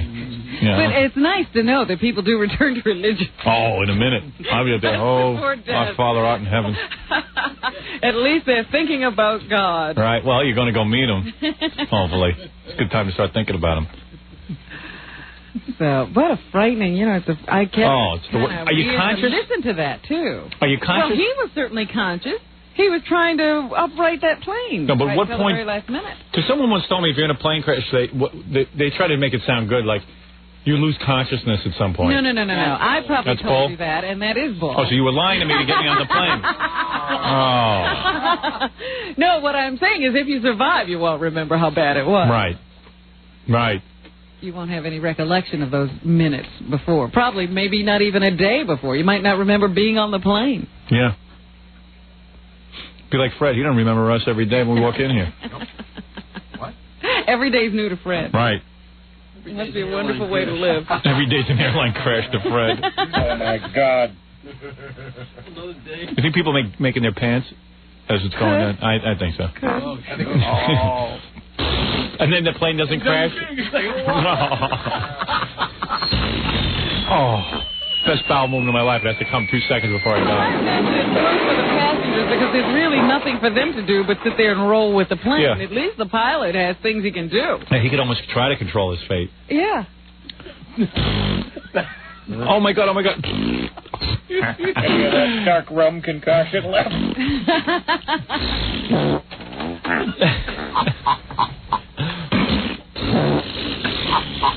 Hey, now. Does it make you think, though, about the fragility of life, how vulnerable we all are? Yeah, life's cold. Maybe you want fragility. to start living a better life, Yeah. knowing that it could end at any moment. No, it makes me think that... Well, doesn't it put things into perspective? Yeah, it makes me think I should be doing more wild stuff with my life. Because it can end any second, and probably just going to lay in a box and get eaten by worms. If they could even find your remains.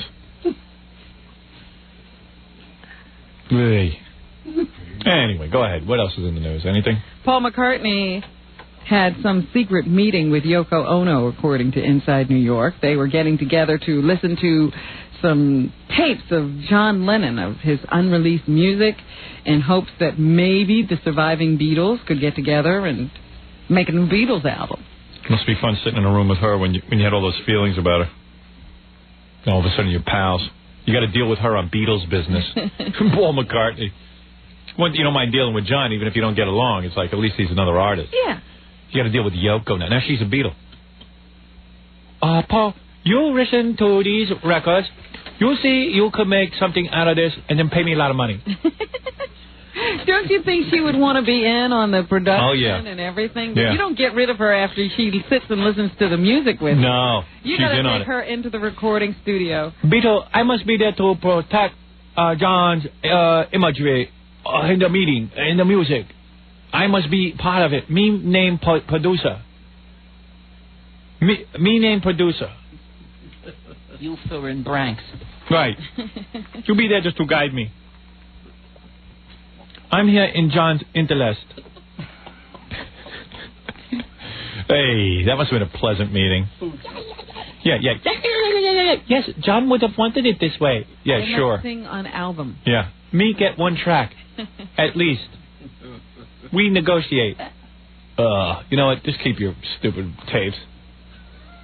Just the whole world should ignore her. You just keep the tapes, Yoko. You keep them. You keep them locked up in a box.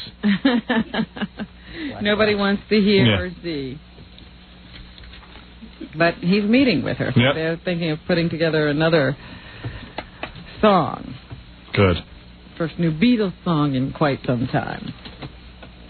Former Beatle George Harrison is suing Charles Harrison, you're right. No, George. Yeah. He's suing his former accountant There you go. for $20 million. Why? You mean for a bunch of years he didn't take interest in his finances and someone ripped him off? See, I've never heard that story before. Claims Yeah. that the guy ran everything in such a complicated way he couldn't possibly keep track of the money. Yeah, maybe he switched accountants.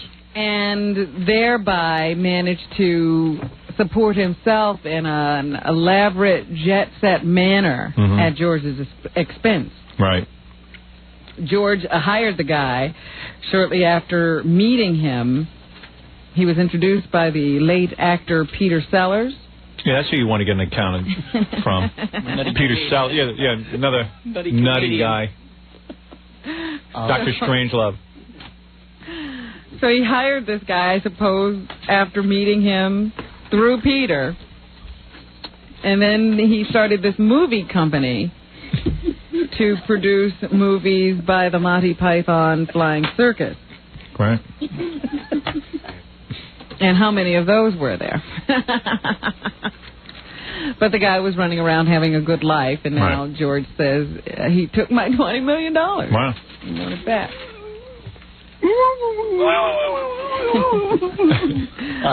Way to wake up, George. Well, he was a Beatle. He's not supposed to watch money. Yoko can manage money. Talk to her. And Courtney Love, Kurt Cobain's widow and the lead singer of the rock group Hole, she's cool, is on tour in Australia. She's been ordered to behave herself and face a fine, a deportation. Why? What'd she do? Because she was bad on that plane. I told you about that yesterday. Yes. She's a rock star. She's supposed She to was be on bad. a Qantas flight, and according to those in the know, she yelled at a stewardess and argued with passengers on the flight. They don't say why. Oh, she wouldn't take her feet off the bulkhead. I don't even know what the bulkhead is. The bulkhead's that little bump on the side of the wall that everybody puts their feet on. That's the bulkhead. And so they got into an argument about that? Yeah. Yeah, they were probably just busting her balls. But she was granted bail so that she could appear in concert with her band. Hole. And when she appeared in court, she got off easily because she admitted her guilt. Big crime. So they placed her on good behavior, set a little bond, and sent her off. And as long as she doesn't commit any other offenses, she will go free. I read in the Inquirer that Elton John and 7 of his friends dressed up as nuns for fun and went into a restaurant so they could be nuns in a restaurant. Really? What's with gay guys? Like, they all want to dress up as nuns. What's that all about? I wonder what... That's kind of perverted. What the hell is Why that? is that perverted? That's got to be. Why is that perverted? You want to pass for a nun, and a lot of gay guys want to be dressed up as nuns. I don't know why. I guess they think with all that stuff on, they'll look like women. I don't know. But they don't want to be women. That's a different syndrome, I don't know. isn't I don't know. It's almost like they're confused. Yeah. Men are all like women. But why would that be fun? Like, ooh, we pulled it off. Everyone thought we were nuns.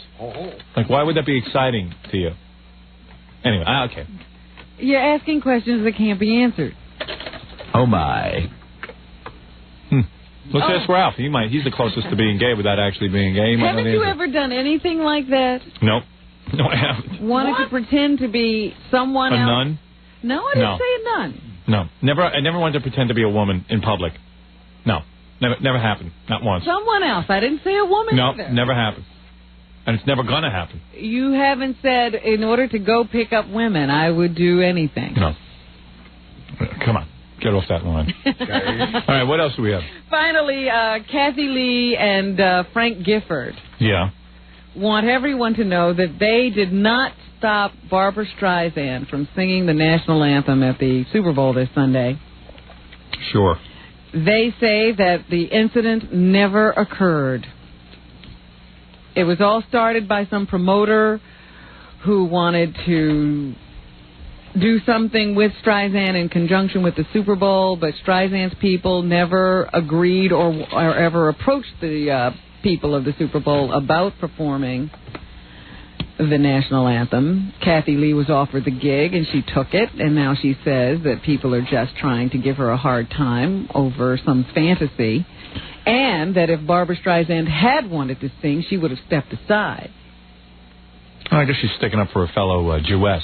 Look at this. Kathy Lee Gifford recalls singing the national anthem before a Monday Night Football game once when she was 5 months pregnant. All of a sudden came these horrendous boos. I got my fat body off the field so fast. The jeers, she found out later, were for the visiting team, but it made Gifford wary. There's an element of disaster present. Anything can happen. You know, I think some of our fans have been talking about, from Miami and from San Francisco and stuff, since the Super Bowl is going to be in Miami. They were talking about actually screaming my name out during the national anthem, chanting it. Yeah. The whole stadium. But I don't think they should do that. Kathy Lee's already been through one traumatic experience at a football game. She was singing booed. the national anthem. Yeah, to hear the name Howard would drive her right over the edge. That would be bad. You don't want to do that. Yeah, she's another human being. Thank you. So that's what's happening. Thanks, Robin. Oh, besides this story, I mean, this has been coming up a couple of times. Well, you just said that's all. No, now you switched gears. Really? So you lied. Woman's prerogative. All right, go ahead. Change her mind. If a guy did that, they would have called him a liar. But go ahead. A man accused of sodomy told a Canadian court he could not have committed the offense because his penis is too small. Right. That's my defense. I don't know why they're publishing his name after saying that. Yeah, come on, give the guy a break. How's he going to get a date? He says it's totally impossible for him to have sexually assaulted a 22-year-old man because he's impotent and his penis, sexual assault with a weapon, forcible confinement. That's no weapon. And engaging in anal intercourse relating to an incident in May of 1992. Hey, now.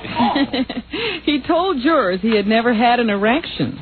Really? And had spent a great deal of time and money buying pills and penis enlargers advertised in pornographic magazines. Yeah, they really work, I guess. He used to be 1 inch. So there you have it. He had Good. never had an erection. Oh, my. So how could he have done all these things? Maybe that's because he's with guys. Well, he's saying he didn't do it at all. He didn't rape the guy's butt. Right, that's Right. what he's saying. Would you say you're as big as that guy or bigger? I'm smaller. I'm not 2 inches. Oh, I'm not. that must mean, well, he can't even get an erection. Right. That's the only penis he's got. Right. Maybe he's like 2 inches wide. Maybe he didn't mean long. I know I'll never get arrested. Not for that. Can't be. All right, let's wrap up the show by saying that hey, tune in to E! Show tonight. Some good. I don't know what exactly is on tonight, but there's some good stuff, I'm sure. I think something. Stuttering John and Ganji fighting when baby Ganji couldn't get his